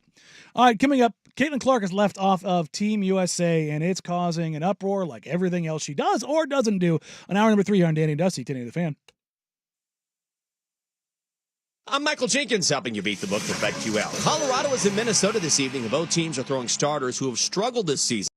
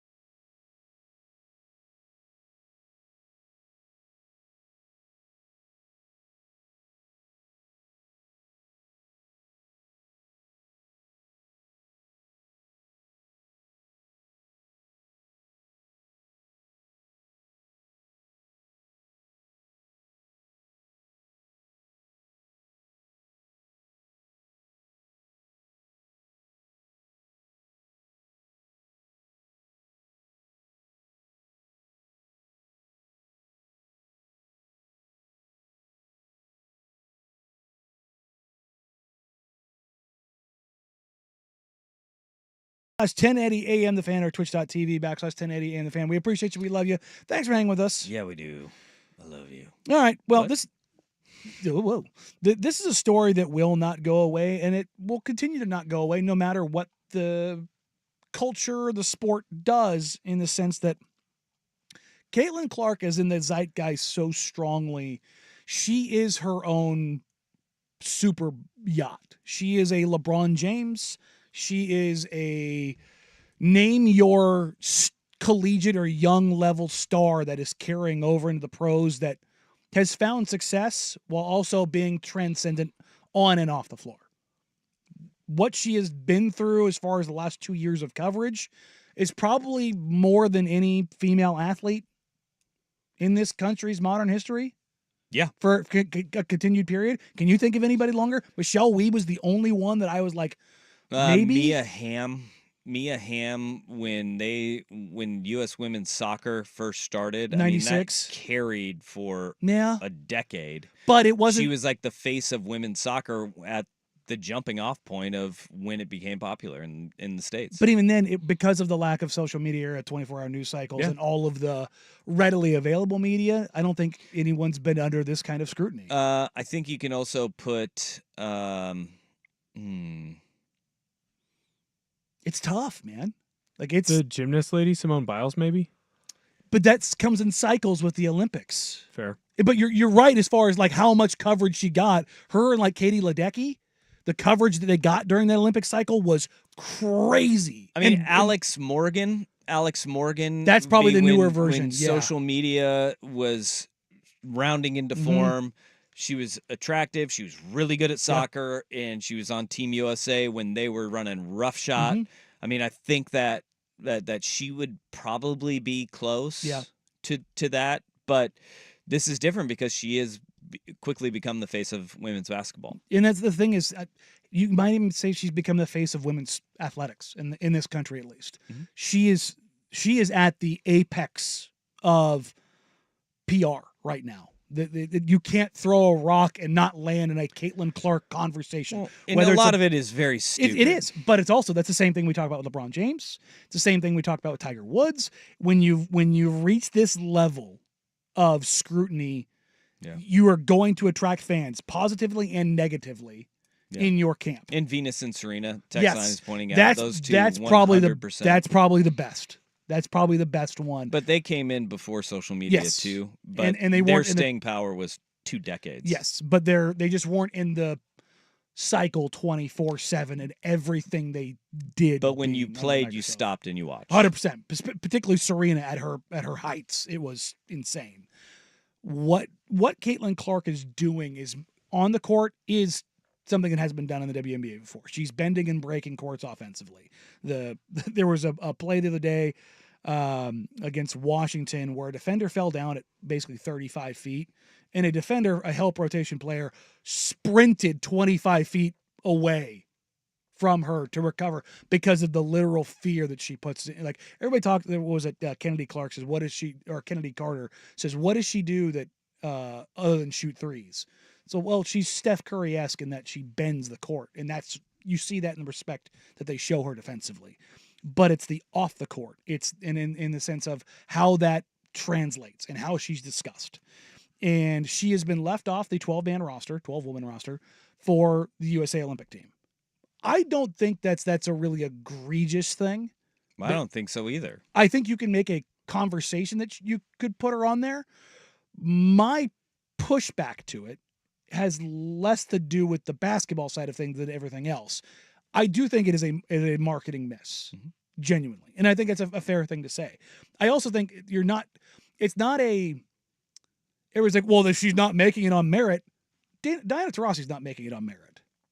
She's not the player. DT was not the player she once was. That's okay to say. Even if the historical precedent is that veterans get their turn. Yeah, they always do. And you see that on the men's side right now. Like, LeBron James is not one of the 5 best players on the planet or 12 best players on the planet right now. He's probably in the top 15, top 20. So you can split hairs and squint and go, yeah. Is Drew Holiday one of the 12 best players on the planet? Nope. But he's on that roster because he makes sense. And again, I'm not saying that Caitlin Clark has to be on this roster. I think from a marketing side of things, it is a definite miss. And I think you can make the justification or make it a reasonable case that for basketball reasons she should be on the team. I think though that one thing that we forget is that these rosters are made and rounded out throughout qualifying as well. When she was in college and did not partake in any of it. And so you're going to, I mean, we've had these conversations before, right? Remember when Dame pulled his name out of the player pool because he wasn't going to make the team, even though people are like, Damian Lillard should make the Olympic team. He eventually did. He didn't because he was signed to the wrong shoe company. Okay. But what we see with Caitlin Clark is that they're just like, oh, no, you put her in. And she's still going to get in. She will be on the team. Somebody will not be able to play. Chelsea Gray, who went through all of the Olympic qualifying, who has been part of Team USA, she hasn't played this year yet. She's not played a minute this year. Brittany Griner, who, and by the way, Chelsea Gray is a guard. Okay? Which that also, you're sitting there and you're looking at, there's a lot of really good guards. And what Olympic basketball also is the more of the well-rounded game that they want in the team basketball. And you do play for a particular coach who, maybe they don't want that. Caitlin Clark can shoot from anywhere. Yeah. Anywhere. But we saw her, she was hidden on defense at Iowa. They hide her on defense in the WNBA. And there is Kennedy Carter has an axe to grind with Caitlin Clark. And she can get in line. Yeah, she's got quite a few. But she said, what does she do besides shoot? She does more than just shoot the basketball. I think she's fifth in the WNBA right now in assists. But at the same token, you look at it and you go, there are a lot of really damn good players. And that's been a lot of the discussion around this is that there's this whole idea that I'm pissing people off with this. I'll just say it. There are players in the WNBA that are incredibly jealous of Caitlin Clark and the coverage that she's getting because they've been working their whole lives and they think they're being reduced. Well, the league has existed for 25 plus years and has never gotten this coverage. And is the fact that Caitlin Clark is white playing into this? Yes, but it's also she's the leading scorer in the history of college basketball. She took a team that was not loaded to the gills like South Carolina or UConn or the Tennessee teams of old to back-to-back national titles. I think one of the big problems in all this conversation, though, too, is that nobody has been and these are the gatekeepers of WNBA, are oh, you guys don't watch, whatever. But we also aren't listening to the other players, the other coaches, the people who are rounding out the Team USA team who are no, there is a wait your turn for this. That's the way it's always been. For sure. And there isn't a single person under the age of 26 that is on this roster. Sabrina Ionescu will be the youngest player that will be on this roster Look at the this men's year at side. 26 years old. You have Ant Edwards and the rest of the team is incredibly old. Everybody is all upset that Caitlin Clark isn't on the Team USA for the Olympics this year. But you are a Caitlin Clark fan if you are upset about it. The people who are players, coaches, and actually making these teams are all yeah, it makes sense. And even Caitlin Clark is handling this as well as anybody could ask, yet people are still upset that she's not on. She is handling this in stride, saying all of the right things. She has been immaculate in her handling of PR over the past 2 years. I think the only thing that she has done, this is kind of her LeBron moment, where you look at the worst thing she's done. The worst thing she's done is exaggerate getting run over in the court storming loss. Remember how ridiculous that was? She's a little floppy at times, but I mean, for sure. Look, you flop in the games like you're a flopper. Yeah. But I mean, the whole acting like the fan dump trucked her and abused her and threw it. It was Caitlin, get out of your feelings and handle business. Yeah. Because there's not a video you watch where you don't go, oh, come the bleep on. Other than that, her family, her PR team, they have been immaculate in how they've handled her response to everything. And she's been under the microscope for almost every day since her season started this past year. Yeah. Knowing that she was going to be at this record. My only pushback to her not being on Team USA, because I don't think she should have made it, point blank. But I think from a marketing standpoint, you'd be dumb not to have her on there. How many 22 jerseys would sold? Oh my God. But this from USA Today's Christine Brennan. Concern over Clark's millions of fans would react to what would likely be limited playing time on a stacked roster was a factor in the decision making. If that is factoring into the decision making, you're an idiot. Yeah, and I think what the factor is that she wouldn't be starting. No, she would be the last person on the roster. Yeah. And we talked about this with Dion, right? They're not fans of the WNBA. No. They're not fans of women. They're Caitlin Clark fans. And that is how this is what is lost on so many WNBA players is that she is going to, you're not worried about her fans. But it's the people that she brings in who have kids, who have sisters, who have brothers, who have daughters. Those are the ones that are going to be your generational fans after this. And this is where I think the other players have that jealousy starts kicking in and they take issue with it, is that she wouldn't be one of the best players, but she'd be treated like one by everybody else. And that at that point becomes a distraction to the team, to what you're trying to accomplish there, because they just want to see Caitlin Clark. They're going to, in the reality is, she would be playing in a lot of games because they're going to blow a lot of teams out. And that's where it's a lost opportunity. They're like plus 50. I think it's plus 1,200 to win the gold medal. I mean, they're winning games like the men's Dream Team 2 did. It's not Dream Team 1, but it's Dream Team 2. Yeah. Like they're still going out there and stomping mud holes in people. Yeah. It's bad. It's not even close. The rest of the world has not caught up to the U.S. on the women's side of basketball. It's pretty gnarly. I'm looking at it right now. The win probability for them, they're plus 1,800. Is that what that says? They have an 86% chance to win the gold medal. Oh, no, that's gymnastics. Women's basketball is plus 1,800. Good Lord. Yeah. Wow. All right. The rest of the world's just not catching up yet. No. So, but again, I'm not sitting here. Or, minus 1,800. Sorry. I'm not clamoring for Caitlin Clark to make the team. Like, oh my God, she's a slight. That's not where I'm at with this. And if you are, probably slow your roll. But if you're talking, if the fact that her literal millions of fans is a problem for you, because you're worried about the fifis and how it might look for the other players, you should not be involved in basketball or in PR in general, because you're missing the point. Yeah, and we also, and I mentioned this at the very beginning, look at how many of these women that are on the team that it hasn't been officially announced. It was leaked over the weekend, but nobody's denying. And she even said that they called her to let her know, like, I didn't make the team. But again, it bears repeating. Team USA has been preparing for the Olympics since 2022. So she was not part of that player pool at all. And she wasn't even a part of the select team, if I remember right. No.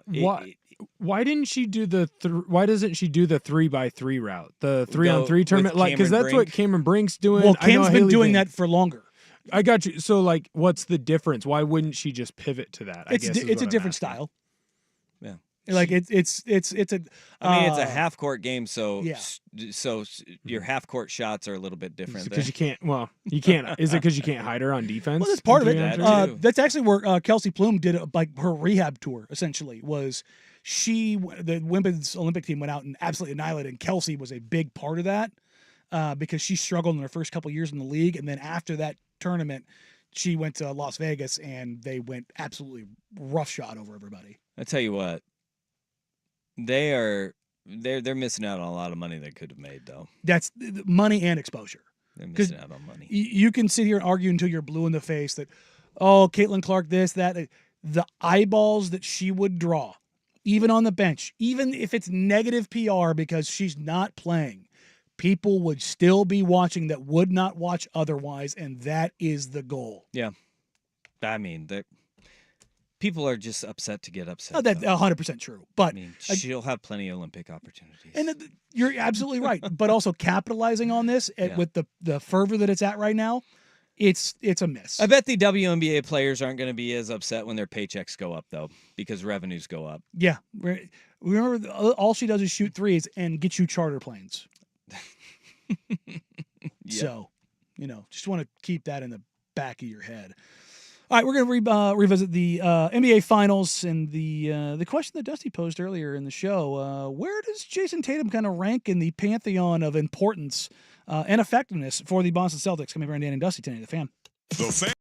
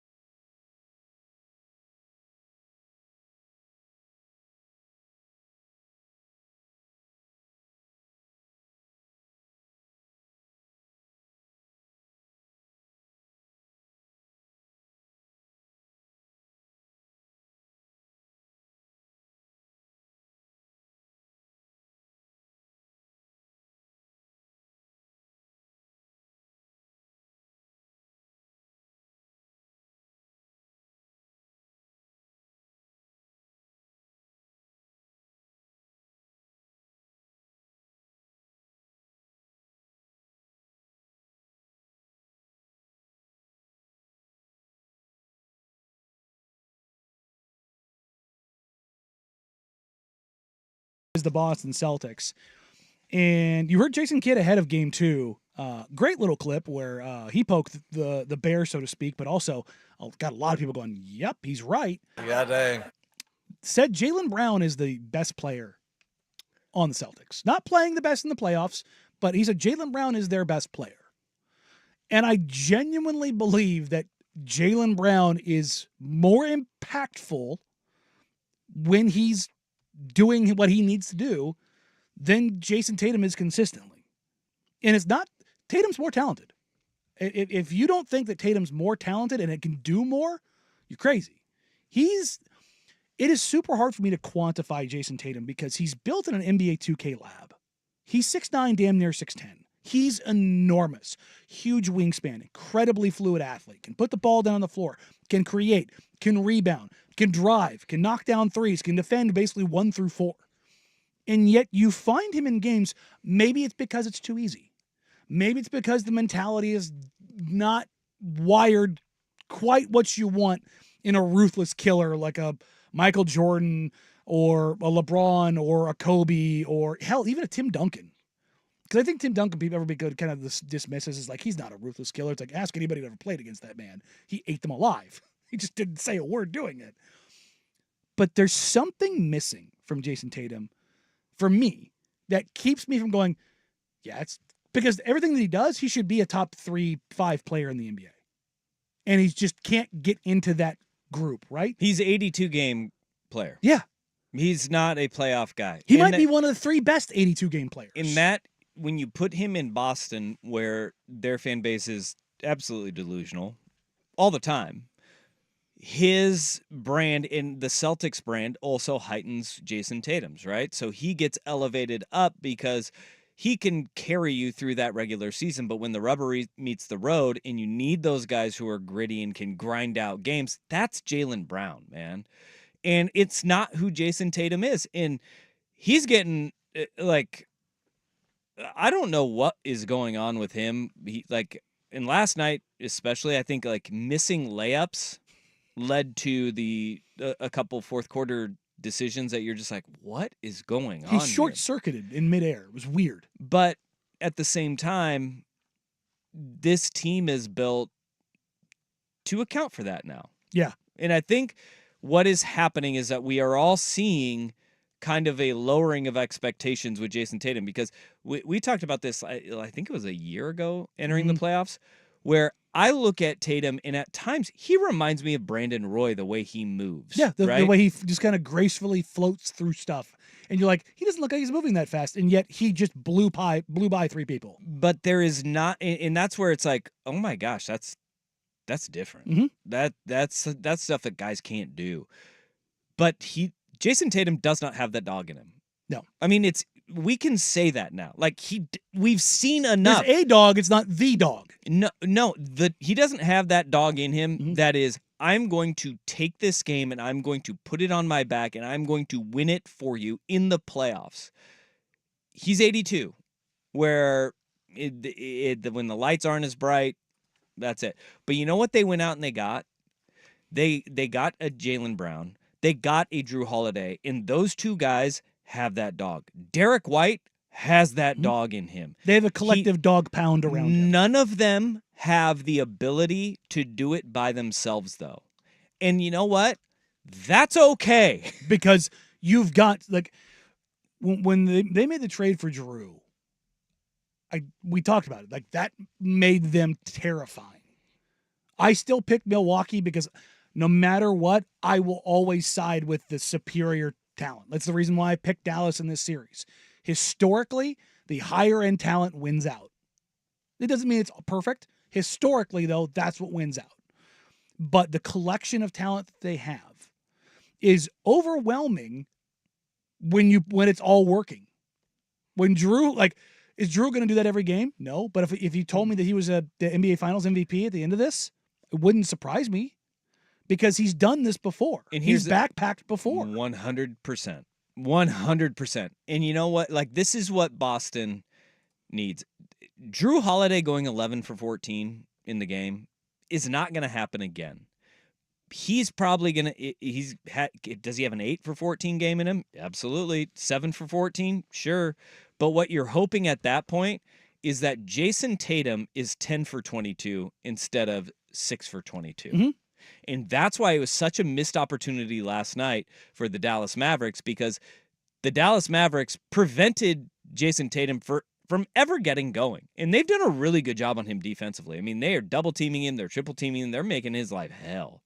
But if he goes 10 for 22, it's a comfortable game. It's a comfortable game. And that's why Dallas is kicking themselves. And Luka not being able to make free throws.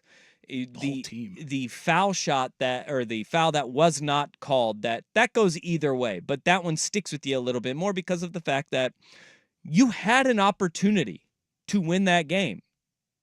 But it slipped through your fingertips. The interesting thing is if Jason Tatum wakes up, the series is over. But if Jason Tatum continues to play offensively like he has, and from a shooting aspect, not the assist, because I think like we look at his shooting. He finds other ways to be a contributor, but he was all over the place. But that's because of the way this team is built. If he wakes up, Dallas is done. Yes.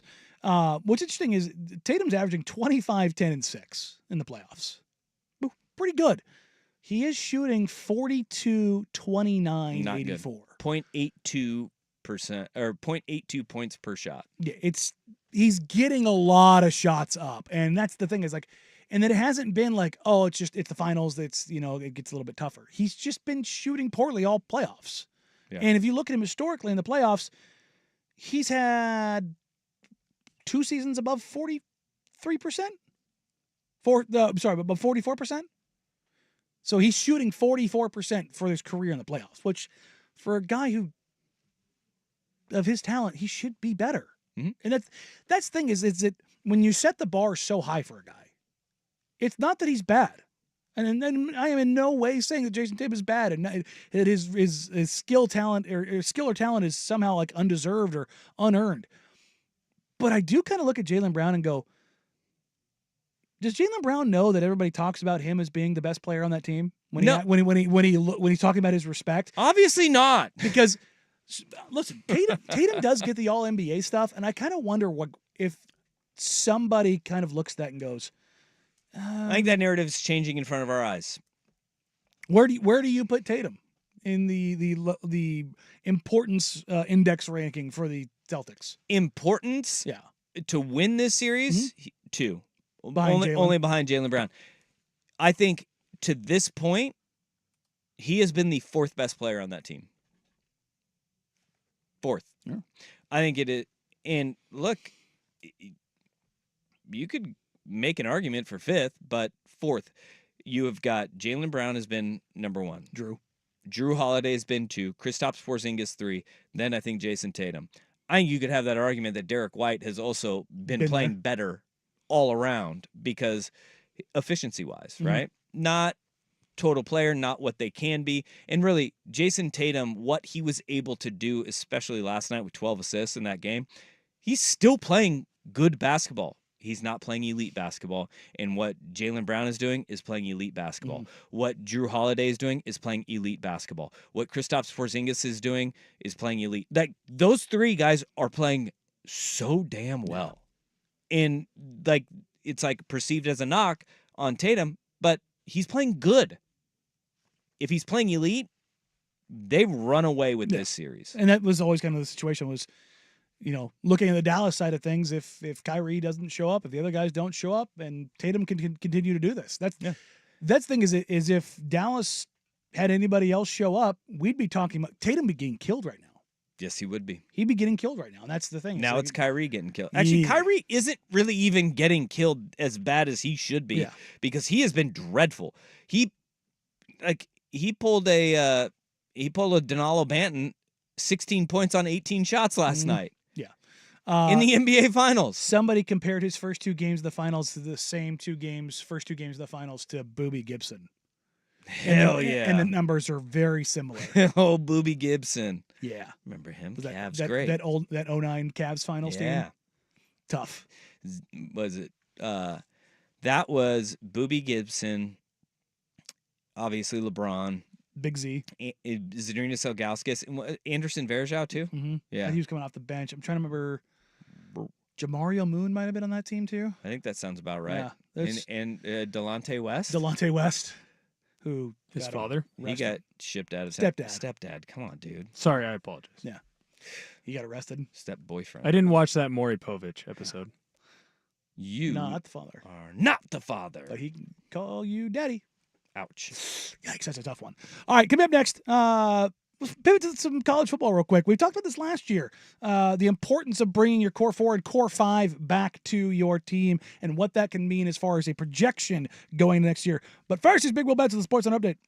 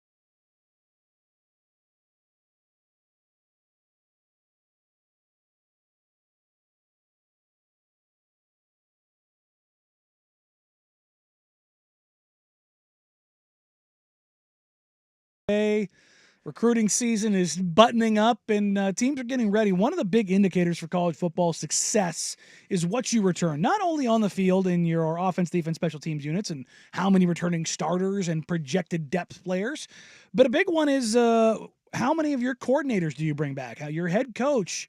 The big one being, do you bring back your quarterback? Those are all massive indicators for success going forward, and seemingly every year that list gets smaller and smaller and smaller. Well, just think of it in these terms, that only 41% of FBS programs this past year return their head coach, OC, DC, and strength and conditioning coach. Those are really like your four most important coaches that you have. Strength and conditioning coaches, the guys that are with your team the most throughout the entirety of the season. They are injury prevention. If you have a good one, you want to hold on to them for dear life. And then obviously your coordinators and your head coach are important. Think about that. 55 of 134 schools return just those four. Offensive coordinator, defensive coordinator, strength coach, and your head coach. You take and you add your quarterback and the experience that your quarterback adds to that. That list goes all the way down to 32. 32 of 134 programs across the country return those four coaches and their starting quarterback from a year ago. A lot of teams don't have a shot for a national title anyway, but you look at the ones that do and are in that contention for a national title. Think of the advantage that these teams have. All right, the schools that are replacing or that are bringing back all five of those: Georgia, Ole Miss, Texas, who you see them in the top five almost every single preseason poll that we've seen so far. Clemson is in that conversation as well. And then Utah is in that conversation. Okay? Those five schools that you look at, you say, those ones have bona fide shots to be playoff teams this year. Almost everywhere you look, those five schools are in that conversation for the 12-team playoff, with Utah being the representative out of the Big 12 if it's not Kansas or I think a couple places I've even seen Kansas State, which they also return all five of those players as well. But it's also an indicator of programs that you envision taking a big step forward this year. Like if you do, like you may not be a national title contending school, but you're looking to take a dramatic step forward. And I look at schools like Oklahoma State in that conversation. I look at Stanford, which Troy Taylor last year, we year saw one at the Stanford, signs of it right out of the gate. They are going to be plucky, right? They're just like churning and reaching because it was such a steep especially fall in that off. conference. They're going to the ACC now. They're going to have more winnable games, but also I think a team like Virginia is also in that conversation of they could take a dramatic step forward and a rise forward. Nebraska as well. They bring back all five of those, and what Matt Rule kind of started laying the groundwork for last year, you can see it. We've talked about this, and when we were talking about the schedule release for Oregon, was it last week, early last week? Illinois and Purdue are both on Oregon's schedule. They bring back all five of those positions. Like there's three schools in the Big Ten that do. It's Illinois, Purdue, and Nebraska. Those three programs, they're going to be far more competitive than they were a year ago because it brings so much consistency to what you do. Now, if you bring back a quarterback who's just not very good, that's a problem, but experience goes so far in any of these conversations. It can solve a lot of variables. And the thing is, if you're looking like NCAA basketball, the college tournament, when you're trying to pick your bracket and predictive success, it's the same thing. What do you look for? Teams loaded with seniors, returning higher level role players, coaches who have been there before. You see this across sports. When you have that level of consistency, when you have that level of know-how, not only do you know more and are you more tested, you know how your teammates are going to react. Yep. And that level of trust is such a huge, huge deal, which is why when you look at one of the first things you look at beyond quarterback in college football returning is what? Offensive line. Yep. Because that consistency, that trust that enables you to do everything else offensively starts and ends there. And by the way, we have a texter says Kansas State lost their quarterback. Will Howard at Ohio State, they had a quarterback who has started for them Before that, several games. Like they and Iowa State are both like kind of asterisks on this, where they've had teams that have started in their program and for their team for more than, I think it was like 2 games or something like that.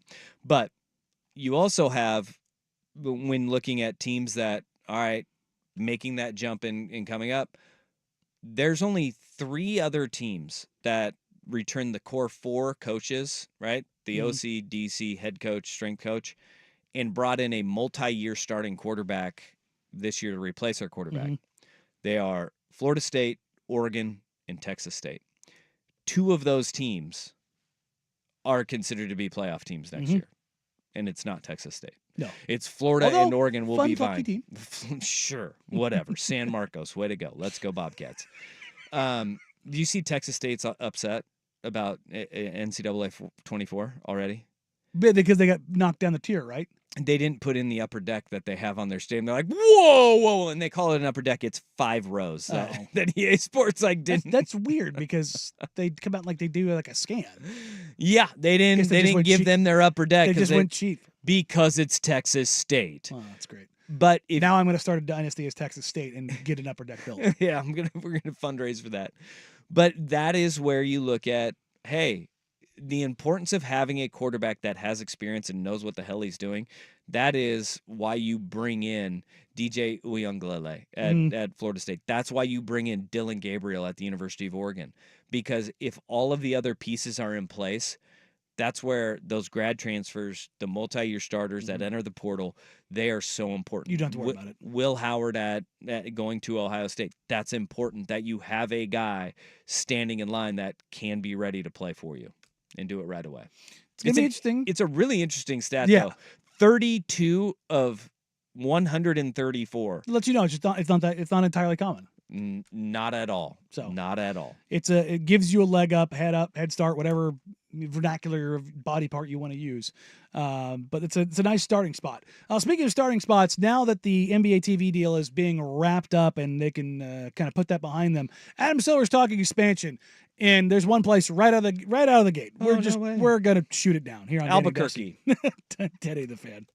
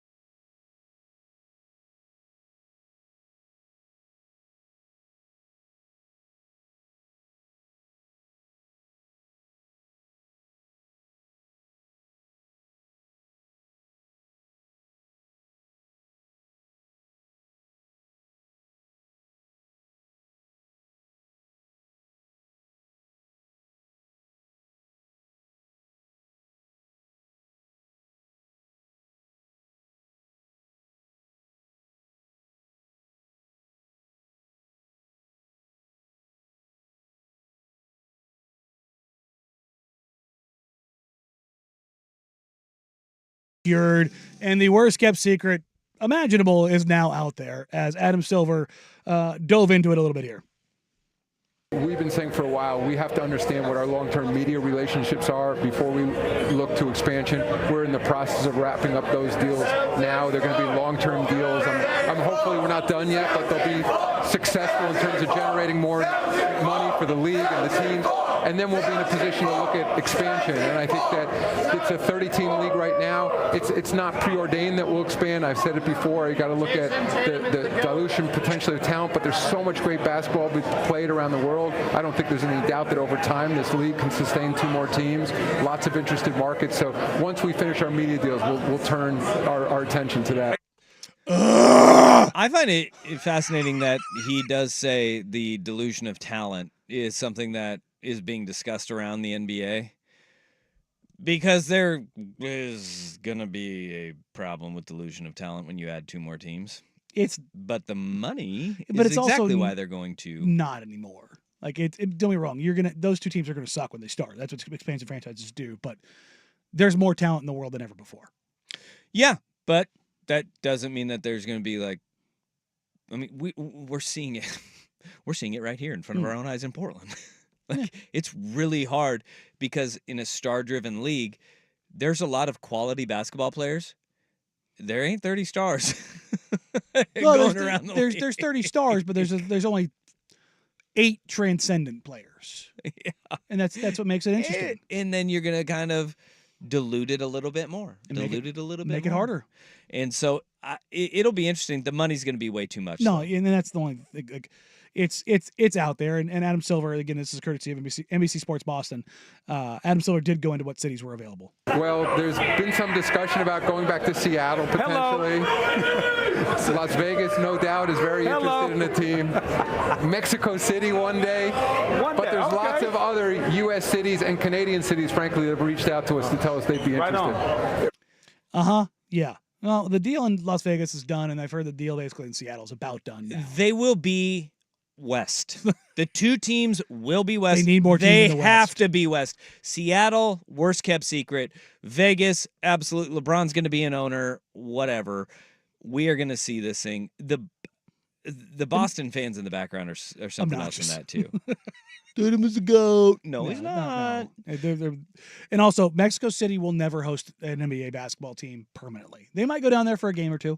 They will not play there. They're at 10,000 feet and is a security risk, and it's in the middle of freaking nowhere. It's not happening. It's a long trip. It will be very hard to get players to commit to going. You're going to go live in Mexico City? No, dude. No. Not one bit. No. Not one bit. And so it's Vegas, it's Seattle, it's a horribly kept secret. And you might get another North American city. You might get another Canadian city. Maybe Vancouver gets a team back. Yeah.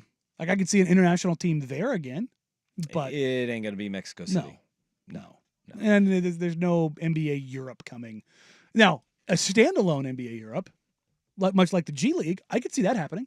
Yeah, that would be great. I could see some kind of Champions League, Super League team forming in the Spanish ACB League. But yeah, that would fail, though, if they did NBA Europe, because Euro basketball they're so passionate about it, and they have their teams. Oh, I'm saying wrapping that just under an NBA umbrella, so where they all compete under the same. That'd be pretty dope. And could we get there eventually? Actually get cashed? Yeah, I was saying, everybody, you keep your franchise and you just buy into a Super League kind of a deal. I could see that happening. That'd be dope. But I think it'd be really cool. But Mexico City, unless there is just a dramatic change, I just don't ever see it's happening. In what? Safety, air pollution, ease of access. Are we flying Concords? Evolution or the elevation changes? Yeah, we're able to oxygenate the altitude. There's just too many. Skylar Mays and Justin Minaya both played down there with the G League team, and they said it's absolute hell. If you have ever been to